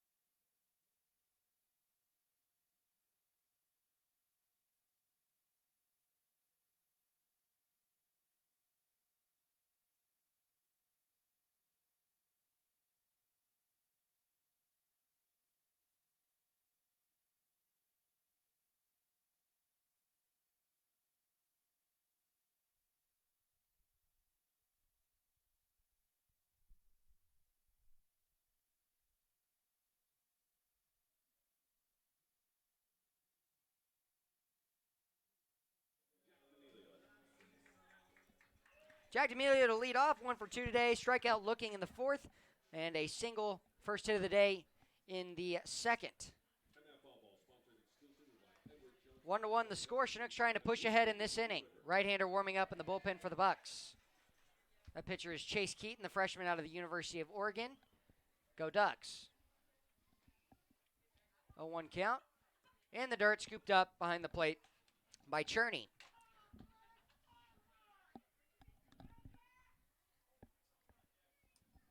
D'Amelio trying to find a base hit here to start things off. And inside, strike 2. Painting the inside part of the plate. Again with the arm side run for the left-hander Jeremy Cook. That's what struck out Jack D'Amelio in his last at bat. He's trying to put something in play here. Joe Brazil on deck. A single to the left side in his last at bat. Ground ball, third base. 1-2 hopper to Cook. Throw to first base and the out made. Hit hard by D'Amelio, but a ground out. And the first out of the inning. Have not seen an extra base hit in this ball game. No, we have not. Which is crazy because the amount of, it was a 17-12 ball game the last time these two teams matched up. And Wyatt, it's a 1-1 ball game today. It is. It's not very often that you see that. That's baseball for you. It is baseball. Strike 1 to Brazil, fastball right down the middle. Of course, I'd rather it be this way than scoring that much every day. Right, 29 runs in a game. Gotta love that. Pitch missing inside. The Yankees and Red Sox just finished their 2-game set in London, and total it was 50 runs, 65 hits, and 9 hours and 6 minutes of baseball. In just 2 games, right? In just 2 games. Yeah. That's too much for me. And Sale, if you've heard the song, that one goes flying to the backstop. Trevor Cho over to retrieve the ball will give us a nice wave at the camera and trot back to the on-deck circle. 1 out in the inning, 2-1 count. Pitch is slipping out, and that pitch called for strike 2. I think that one may have been a little bit farther inside, but again, Brad Polk's been very consistent today. Jeremy Cook's got the run to the outside part of the plate, and it's been in his favor. Hits one off the end of the bat to second base. Vanderbrake underneath it will make the grab for out number 2. Trevor Cho up next. Dylan Gardner on deck.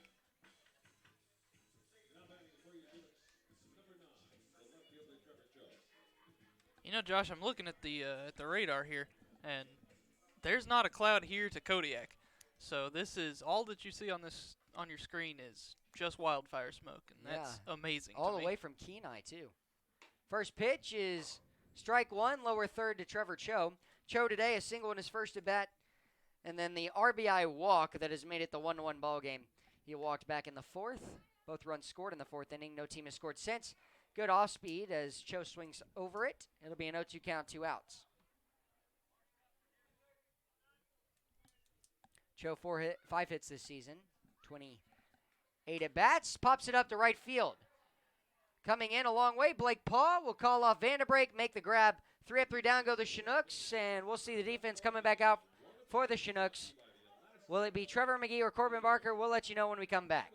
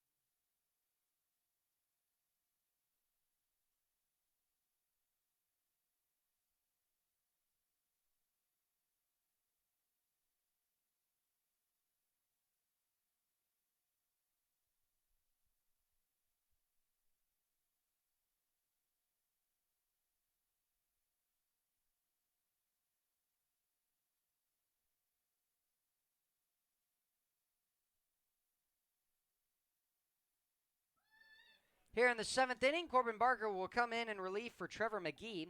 Barker comes in, making his 8th appearance. Has made 1 start this season, but he will throw strike number 1 to Justin Cook, the 7-hole third baseman. 7-8-9 to face Barker. Barker, a 0-1 record this season, 1 save as well, 7.63 ERA. That pitch just missing off the plate. Trevor McGee finished with 6 innings pitched, 7 strikeouts, 3 hits given up, 1 run, 3 walks, and 1 hit by pitch. And the 1-1 delivery from Barker. Chop to second base. Instead, it'll be Barker who fields it. Takes a couple steps, slips it to first for out number 1. Saw Barker last week and gave up 2 runs in the 9th, but had about 3 innings of pitching that he did not give up anything. Did really well in relief. He's trying to continue that. Victor Cherney 0 for 2 today. A strikeout in the 3rd, and then a ground out to the pitcher to end the 4th. Taishi Nakawaki on deck. Wind up and delivery with 1 out here. Missing the top of the zone, ball 1.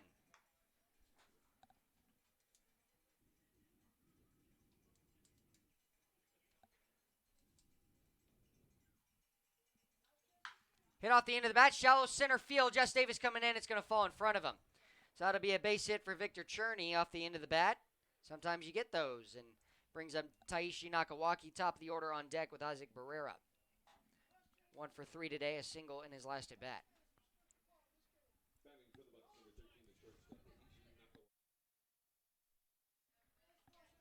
Nakawaki, the shortstop. We've seen 3 double plays turned by the Chinooks today. Can they turn another here against the speedy Nakawaki? Bunt shown, and that's going to hit Taishi Nakawaki on a hit by pitch, and I think it hit him right in the middle of the back on the fastball. Showed bunt, tried to go inside, and that's going to put runners on first and second here for Isaac Barrera. Need to check on Nakawaki, make sure he's okay. That fastball was not thrown lightly. No, it wasn't. It looked like it may have got him in the back of the helmet there. Yeah, but it didn't sound like it. It sounded like all skin, so I'm hoping that he's all right. We'll pause here for a moment, get back as the trainers check on him.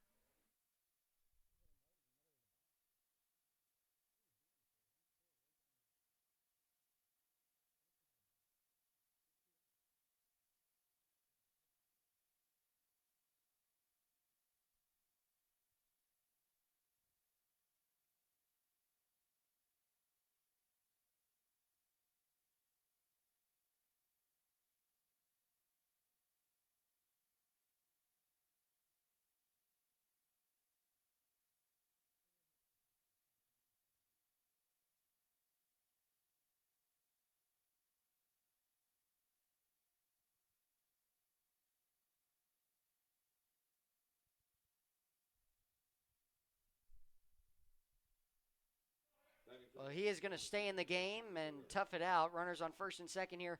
Corbin Barker giving up the hit by pitch there. Brings up the leadoff Isaac Barrera. Chad Castillo on deck has scored the only run in the ball game to this point. Chinooks looking for an inning-ending double play to stay out of jeopardy. Keep it a 1-1 ball game.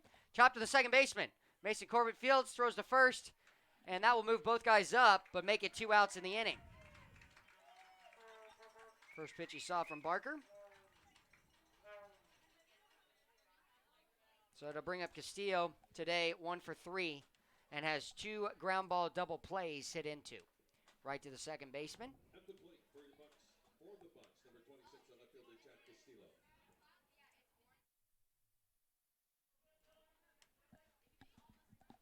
2 outs. Barker trying to get out of it here. Keep it a 1-1 ball game. And the pitch. Missing low and away, ball 1. Brazil needs to be a wall. Keep it in front. Blake Paul on deck.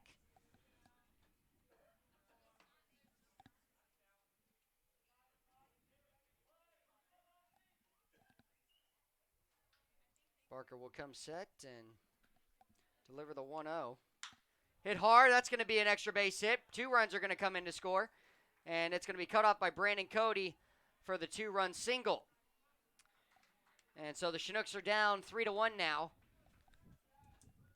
Off of the 2-out, 2-run RBI single from Chad Castillo. And that's where the hit by pitch comes in to hurt you, because it comes in to score. And now both Victor Cherney, who led off the inning with a run, with a hit after Justin Cook grounded out. Taishi Nakawaki, the hit by pitch. Now it's a 3-1 ball game, and that pitch missing just slightly inside, ball one.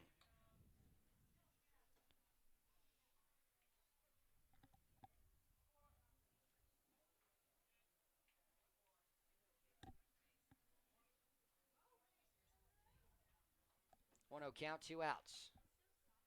Castillo runs well. He doesn't take off there. Hit hard, right past the glove of Jack D'Amelio. That'll be a hard base hit from off Corbin Barker. No one warming in the bullpen for the Chinooks. And Paul on for the third time today since getting hit by a pitch in the fourth. Walked in the sixth. Now a single.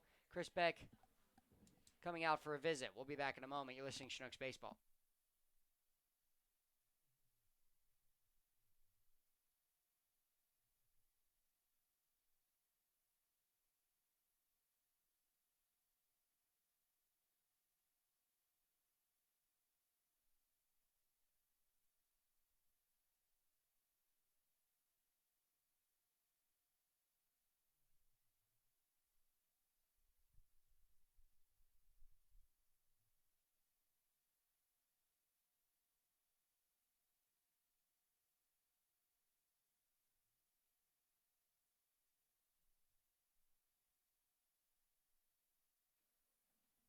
We are back. 2 outs. Runners on first and second.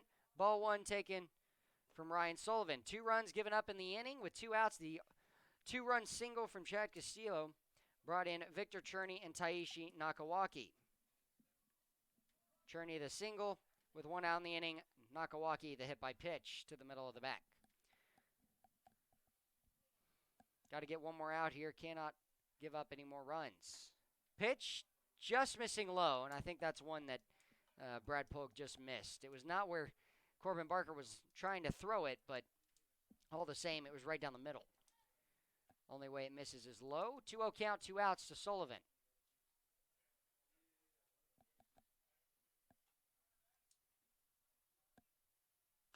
And a 3-0 count now. Chinooks are getting a pitcher warming. It's Hannes Kindrike, big right-handed pitcher out of Biola University. On deck, Vanderbrake.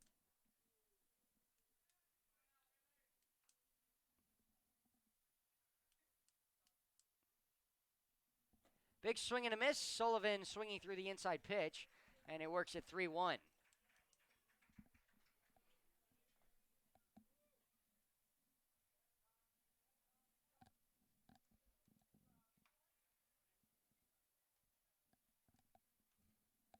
Runners at first and second. Blake Paul the single to left field.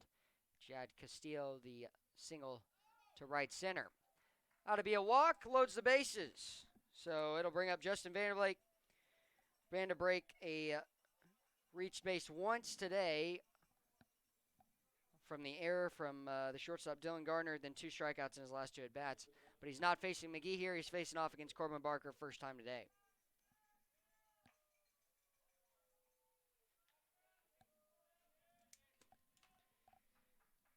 Outs at every base, 2 outs in the inning. Bottom of the 7th is where we're trying to head, but 1 out needed for the Chinooks. 3 hits in the inning. Big swing and a miss from Vanderbrake.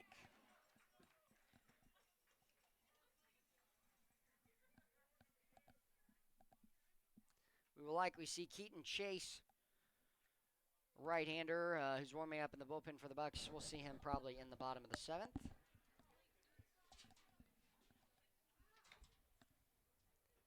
0-1 counts. Poked foul and out of play.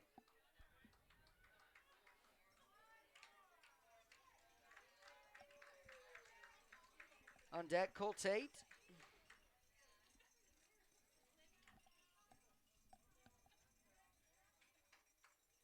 Way ahead, Corbin Barker needs to be big with this pitch. Cannot leave something over the middle of the plate that gives anything for Vanderbrake to hit. He'll miss it high. Ball 1 of the at-bat. 1-2 count, 2 outs.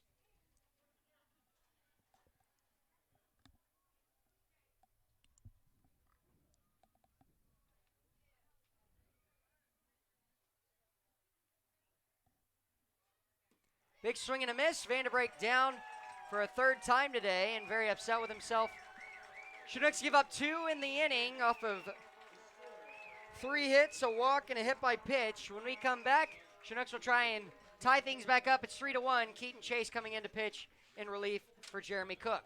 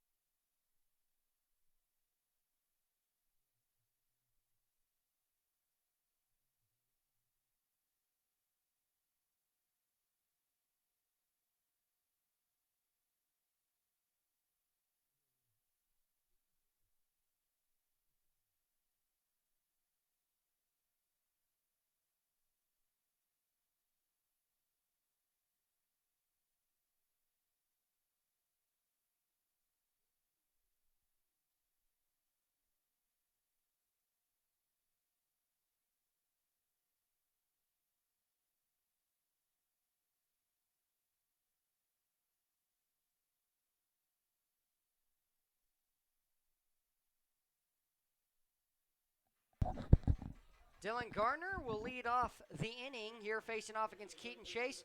Jeremy Cook finished with 9 strikeouts, 4 hits given up in his 6 innings, 1 run, and 4 walks. In fact, the 1 run was given up via a walk that brought in the first and only run for the Chinooks. They're down 2 runs here as Keaton Chase comes up. His first pitch, lower third strike to Dylan Gardner. Jeremy Cook missed his season high of 10 strikeouts by 1, and he only threw 5 innings when it happened with those 10 strikeouts. He threw 6 today, and that was against the Chinooks as well. He's got 19 strikeouts in a total of 11 innings this season against the Chinooks. That pitch taken for strike 2 at the lower third of the strike zone. Caught by Cherney low, but ball crossed nonetheless for strike 2. Chase does not have a win-loss record.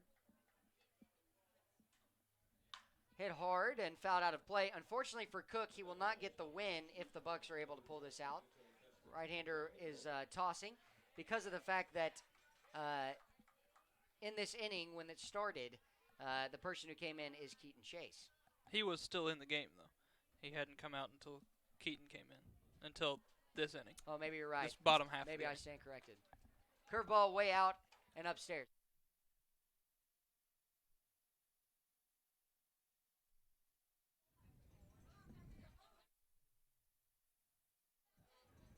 So, once you count here, no outs. Dylan Gardner, the Oklahoma State Cowboy, trying to put something in play here. Be a leadoff and start a rally, try and come back down 2 runs. Upstairs, ball 2. Chase is sporting the Oregon Ducks cleats today. Yep. Very. They've got some crazy uniforms for sure over in all their sports. 2-2 count, no outs, delivery. Upstairs, ball 3. Can Gardner walk and bring up the top of the order with Mason Corbett? Walked in his first at-bat and 0 for 2 in his last 2 strikeouts. You know, I think those may be the most mild parts of a uniform Yeah, I've honestly, seen from Oregon. I think you're right. You know? In a while. Yeah, the Nike black and yellow cleats. I mean, Oregon Ducks. 3-2 pitch. Even higher, ball 4. So Dylan Gardner got down in the count 0-2.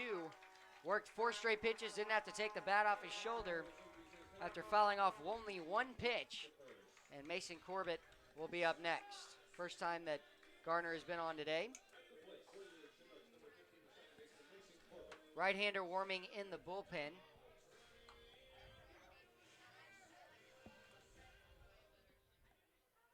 Playing nice and easy catch. That is Baxton Brofin. First pitch here, bunt shown, laid down, first base side. Mason Corbett hustling, and a throw over to first base on the out. So with one out here, Chinooks trying to play small ball, brings up Jess Davis. That's, you know, you expect that because of the fact that Mason Corbett has struck out the last 2 times, but now you face Jess Davis, who has struck out all 3 times today. He's really due for a big hit. So the sack bunt, laid down.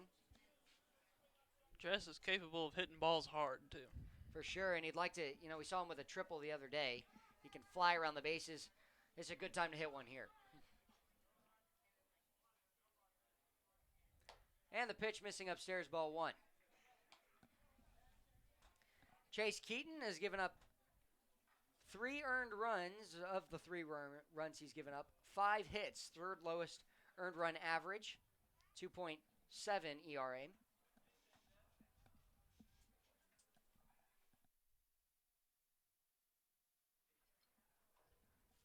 He's behind in the count 1-0 here. Can Jess Davis produce an extra base hit? We have not seen an extra base hit from either team today, but 6 hits for the Bucs, only 4 for the Chinooks. They're down 2 runs. Broken bat, left side, fielded by Cook. And Dylan Gardner going to try and hustle over to third, and it's going to get away. So Dylan Gardner will hustle home, and that'll be an error by the first baseman, make it a 3-2 ball game. That is not the play that you want for Dylan Gardner to try and head to third base, but it works in the favor, trying to be aggressive there. And Jess Davis will not get an RBI on that, but does put the ball in play. And it's going to be an error against Sullivan on the 5-3 out, by Justin Cook. That is smart base running, though, by Gardner, knowing that they're probably not ready for him to take third. That's true, and you know, you force action there. You usually don't want to start or try and end the third out at third base, but he's being aggressive there. A perfect throw gets him out, for sure. He had a late break to try and go to third base, took a couple steps back on Justin Cook, who checked him, third baseman for the Bucs, but it's a 3-2 ball game. Big swing and a miss by Ethan English. He'll have to battle with 2 strikes against him. An 0-2 count, 2 outs. We saw a curveball hung over the middle of the plate 3 days ago that he put one out of here. Can he tie this ball game and get one with 2 strikes here against him? Keaton Chase, the delivery. Pops one up, right side, shallow right field, tailing away from Blake Paw, and will make the catch. So the Chinooks do get a run on some heads-up base running by Dylan Gardner. Daniel Freeman will have to wait his turn for the bottom of the 8th. Right now, we'll wait for Hannes Kindreit coming in relief for the 8th inning. It's 3-2, the Bucs leading.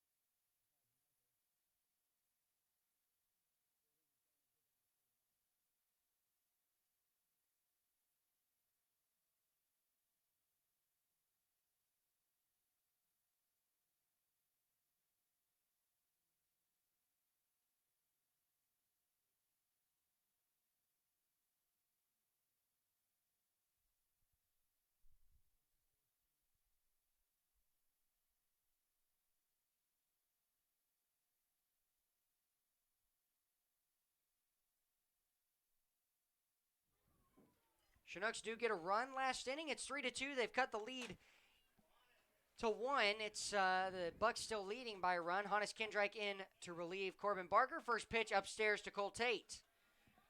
Kendrike coming in, the highest ERA on the team, 9.69 earned run average, 1-2 record this season, and he's making his 9th appearance in relief. 13 innings pitched, 17 runs given up. Ground ball up the middle. Gardner slides, fields it, throw to first, and he's going to be safe at first base. Cole Tate, the infield single. Good play by the shortstop for the Chinooks will bring up Justin Cook. 0 for 2 today with a walk.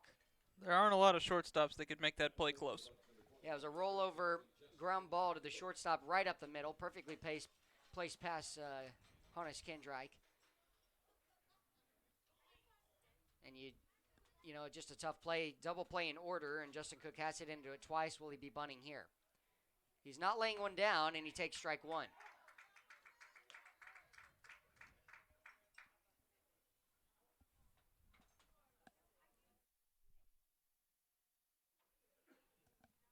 Oh, 1 count, no outs. Tate not going there, and foul tipped all the way to the backstop. And so, I was going to say, Victor Cherney's going to have to head over here and come get the ball, but he does.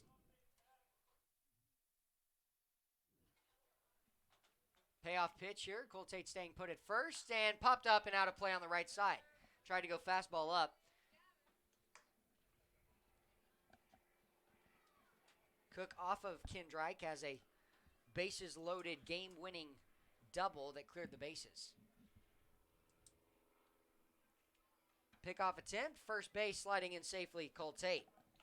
Tate, first hit of the day for him. He's reached twice today, and now 1 for 2. Had an RBI sac fly. Delivery, off speed, missing away. 1-2 count. Well, if I'm Kendrike, I try and beat you with my fastball here, and I'm going to try and go right back in, maybe try and break a bat here on the inner half, see if Justin Cook can get around my fastball. The Biola University pitcher. Cole Tate takes off in the dirt and in and out of the glove.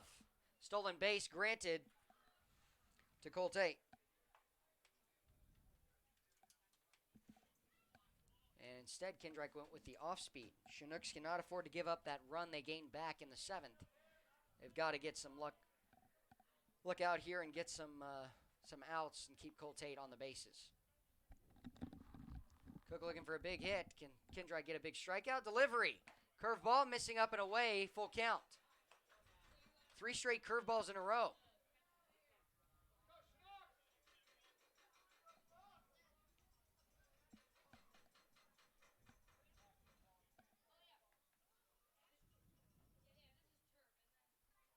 Kendrike will step off, reset. Cole Tate still at second base, and Chinooks don't have anybody really working with him. Strike 3 will catch Justin Cook. He'll look back at Folk and ask if it hit the bottom half of the strike zone. Just smile and shake his head as he walks back to the dugout. Big strikeout. That's what I was saying. I thought he was going to go with the fastball. It works out for the Chinooks. Good job by Kendrike to get the first out via the strikeout. That's where Kendrike has ran into problems when trying to go with the off-speed. Team's been able to just crush him. Poked up and away. Mason Corbett went for the daylight play on the fastball that was fouled away. Cole Tate was trying to steal third base. He's getting signs from the third base coach, and he's not even looking at him. Third base coach just finally just puts his hands on his hips and looks down as he realized Cole Tate wasn't even looking at him.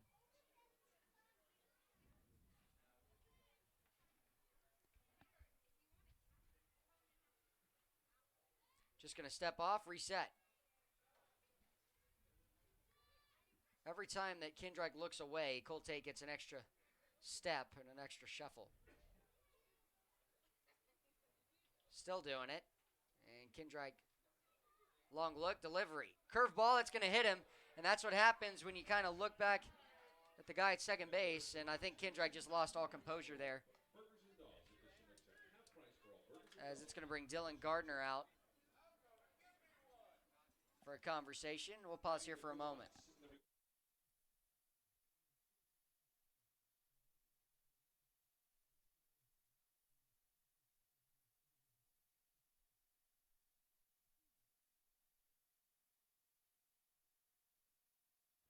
Double play in order. Meeting adjourned. Gardner probably trying to go and tell Kendrick what to do here with Cole Tate. Ground ball hits the left side underneath the glove. Can Dylan Gardner cut it off? He will. And the throw is going to be home. Good job by Dylan Gardner just to stop it. And that'll keep the bases loaded on the infield single from Taishi Nakawaki. Tough break for Kendrick here. Was right under the glove of third baseman Joe D'Amelio, and Isaac Barrera. One single today, grounded out in his last at-bat and third at-bats. His second at-bat as well to the infield. Chinooks looking for a double play for a fourth time today. Try and keep it a 3-2 lead. In the last 2 innings, it's been 5 hits for the Bucs. They've come alive.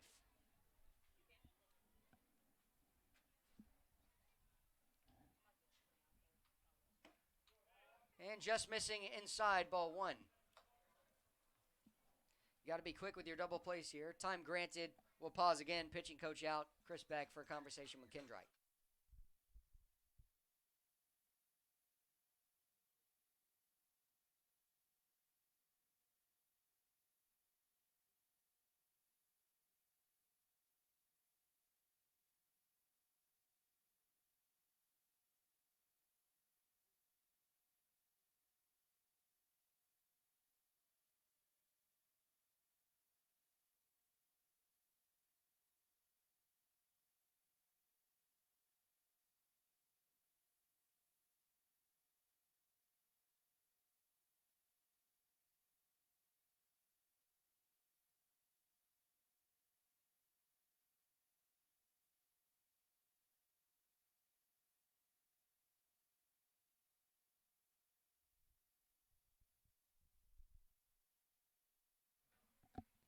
Barrera hits one hard to left field. Cho's going to let it fall in front of him. They'll wave around 1 run, and that's an RBI base hit for Barrera. So it's now a 4-2 ball game again. As the Chinooks have given up a run, they're going to bring up Chad Castillo, who in his day-to-day 2 ground ball double plays, and then 2 singles, including a 2-run single back in the 7th, just an inning ago, and now Kendrick's given up a big base hit to make it a 4-2 ball game. Chinooks down by 2 runs. Joey Levitt is getting loose in the pen with J. Paul Fullerton. Ground ball right side underneath the glove. That's going to be a base hit. 1 run's going to come in. They're going to wave around another. Brandon Cody with a great arm. It's going to be cut off, and 2 more runs will come in. It is now a 6-2 lead for the Bucs.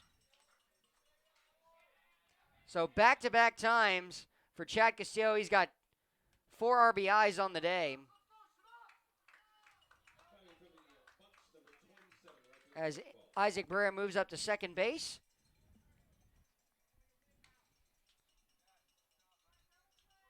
And Cole Tate, Victor Cherney, Taishi Nakawaki have all scored in the inning. 3 runs this inning, 5 in the last 2. It's 6-2. Chinooks down by 4. Blake Paw up next. Singled in his last at-bat. Off speed, first pitch, changeup, strike 1 in the corner.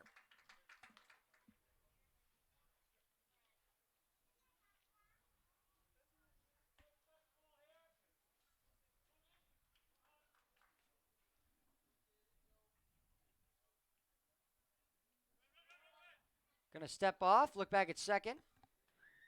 Barrera thought about taking third base, and he'll think better of it. Joey Levitt warming in the bullpen for the Chinooks.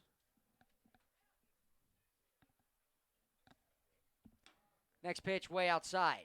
0-1 count, 1 out. In the bottom of the 8th inning, the Chinooks will have 4-5-6 up with Daniel Freeman to start it off.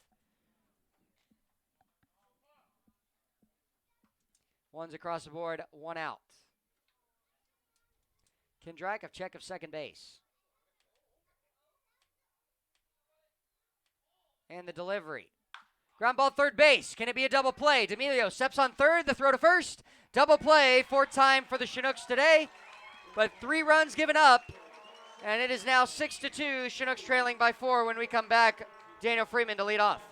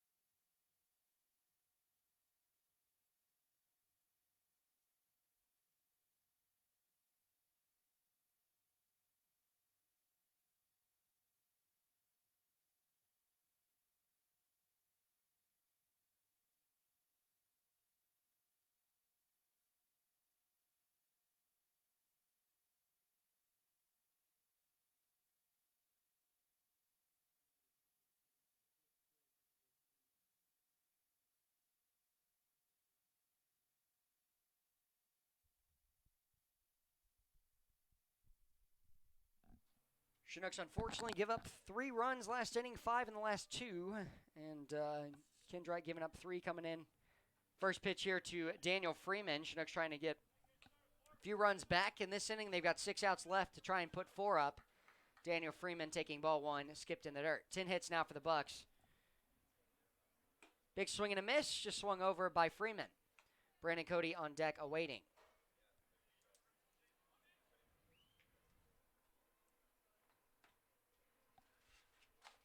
Keaton Chase still out on the mound, has given up 1 run, 1 walk. That was last inning. Poked up and out of play. Strike 2, 1-2 count, no outs.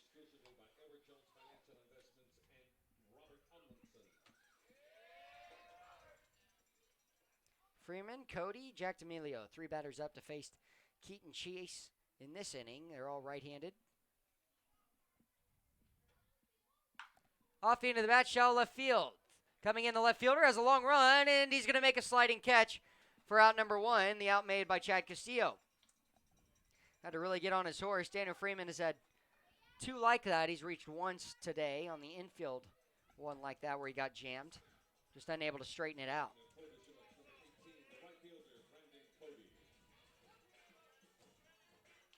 Brings up Brandon Cody, 0 for 2 today with a walk, including a strikeout back in the 5th. Ground ball, 2-hopper to Taishi Nakawaki. Throw to first, and the out made. So that'll bring up Jack D'Amelio, who is 1 for 3 today.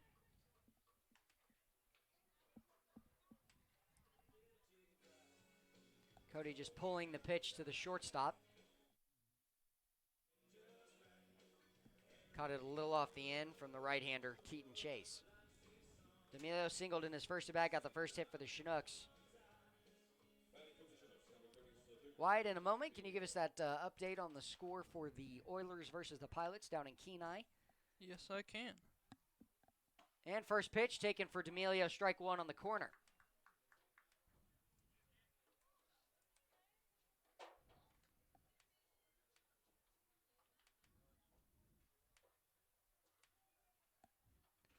D'Amelio waiting a second pitch, and ball 1 upstairs.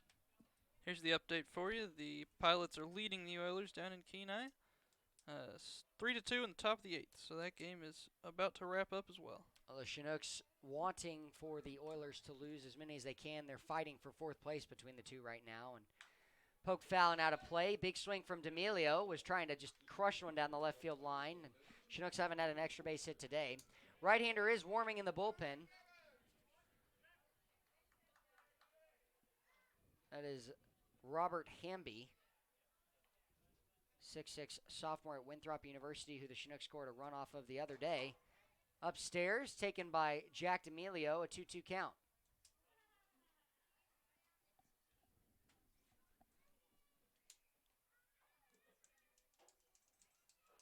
Seen 3 hit by pitches today, 1 from each pitcher for the Chinooks. 2-2 count, 2 outs. Ground ball left side. Bobbled by the third baseman, Cook, and he's not going to make the play. That'll be an error by Justin Cook. So that'll be the 4th error on the day for the Bucs. And it looked to be a very simple ground ball. Jack D'Amelio just got over one to third base, trying to put something in play in battle with 2 strikes against him. And he'll reach here. Brings up Joe Brazil, a single back in the 4th inning. Flew out to second base for his last at-bat. And then grounded into a double play to end the 2nd. Ball 1 scooped up off the plate from Cherney. Chinooks trying to get some 2-out magic going here at Lee Jordan Field.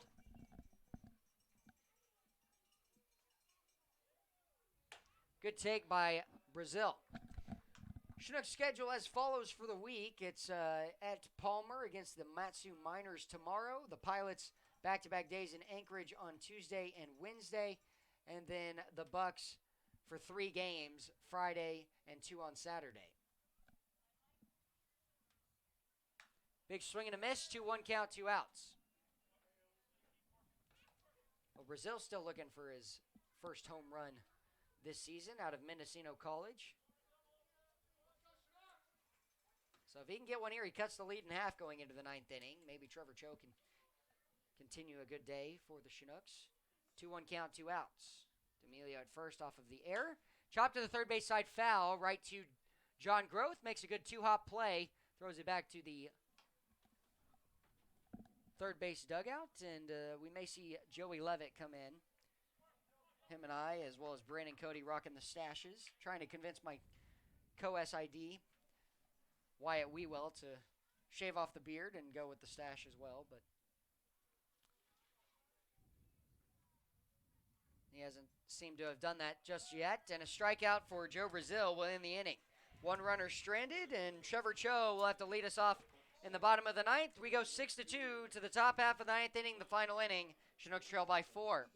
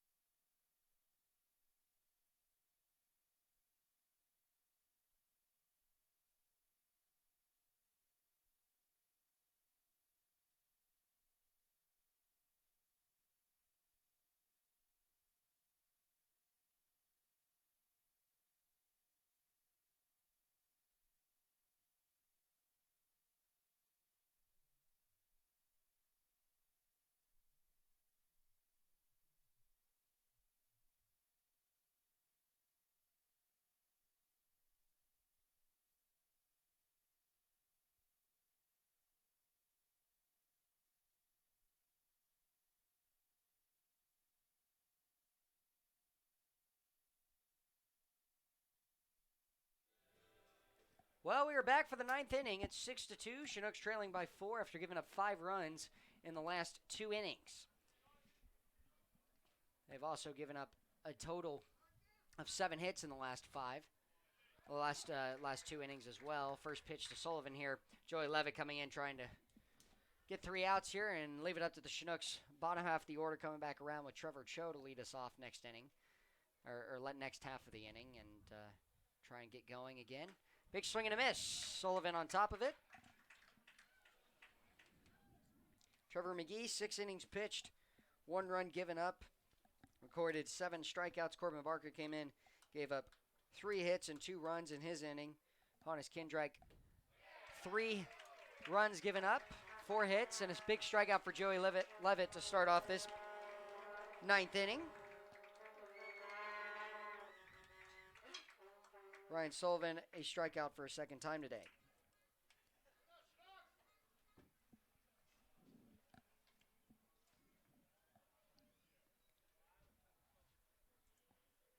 Braxton Borfin is into pinch hit for Vanderbrink.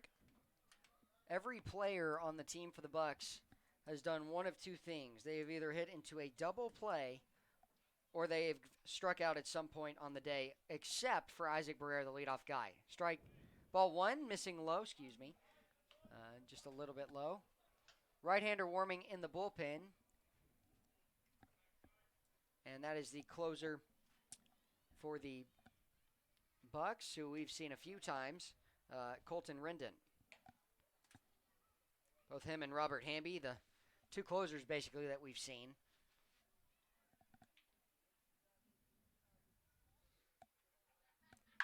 Hit hard to left field, and going over, Trevor Cho will make the catch. So, Barofin lines out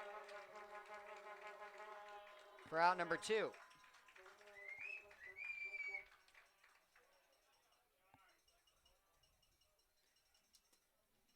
Brings up Cole Tate, who's had a great day today. Singled in his last at bat, scored a run, stole a base, a walk, an RBI sac fly back in the 4th, and a strikeout.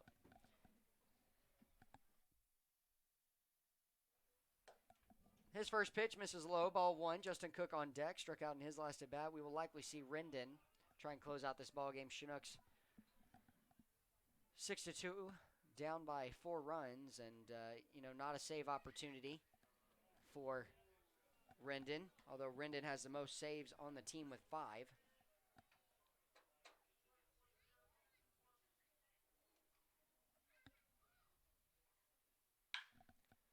Hit hard, ground ball to third base, fielded by D'Amelio, throw to first. 3 up, 3 down inning. Good job by Joey Levitt. Chinooks will look for 4 runs when we come back at 6-2.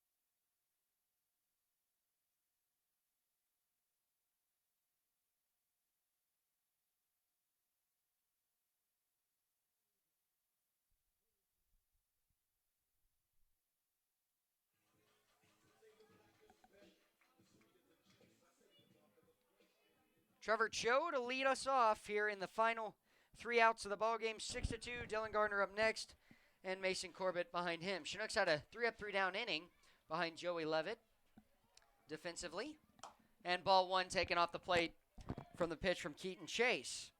Today, Trevor Cho, 3 at bats, RBI walk in the 4th, brought in the first run of the ballgame, a single in the 3rd, flew out to right field for his first time not reaching today back in the 6th. Pokes one foul out of play down the left field line. Cook hustling over, not going to be able to get to it. Shows off the locks as his hat fell off. And Chase would like to close it. If he gives up a run, though, we will see most likely Colton Rendon. Has the most saves on the team with 5 versus the 2 for Hamby. Bunt shown, punched up and in the air and out of play. So it'll be a 1-2 count. Trevor Cho trying to battle at the plate.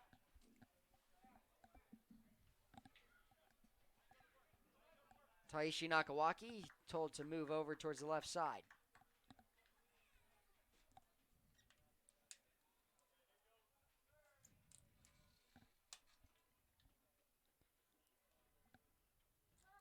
Payoff pitch, 1-2 count. Strike 3 as called by the home plate umpire off the plate. And so that'll be out number 1. Brings up Dylan Garner, the shortstop, reached in his last at bat with a walk.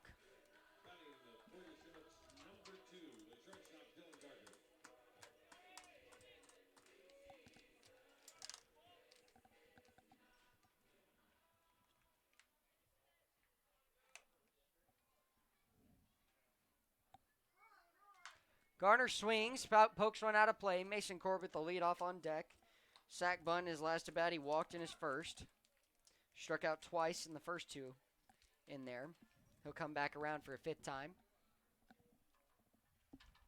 0-1 count, 1 out.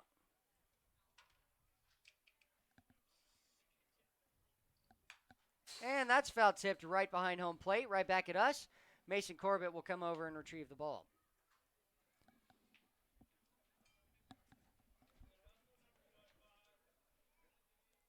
Wyatt, you got a quick update for us as we're trying to fix the camera here behind home on that score down in Kenai? It is still 3-2 in the bottom of the inning now, bottom of the 8th. The Pilots are still leading. By a run, 3-2. 0-2 count, 1 out here to Gardner. And the delivery. Strike 3 again, back-to-back strikeouts to get the first 2 guys out looking for the Chinooks, and the Chinooks down to their final out.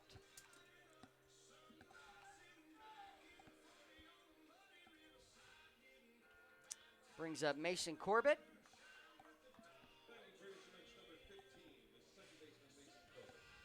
And the Bucs going to take Rendon off the mound. Scooped up off the plate and in the dirt. Jess Davis would like another crack at it. He's on deck.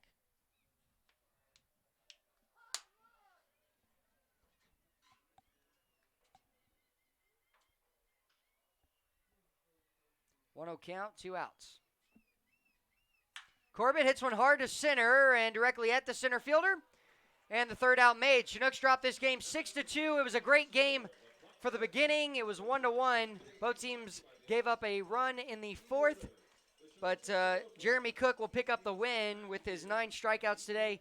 He came out in the inning that Keaton Chase came in, but he does pick up the win all the same. 5 runs given up in the 7th and 8th innings combined. The relief pitching struggled a little bit for the Chinooks today. But all the same, the Bucs pick up another win, and they improve on the season to 16-7, leading the league as the Matsu Miners 13-8 got the day off. Pilots trying to pick up a 13th win at 12-9 right now. They're playing they're playing the Oilers down in Kenai and have the lead by 1 in the bottom of the 8th. Peninsula Oilers 7-15, and the Chugiak Chinooks fall to 6-15. So when we come back tomorrow, it'll be a 7 o'clock game as we'll be down at Matsu in Palmer against the Matsu Miners. Josh Salem here with Wyatt Wewell. Tune in tomorrow. Thanks for listening to Chinooks Radio on YouTube.com.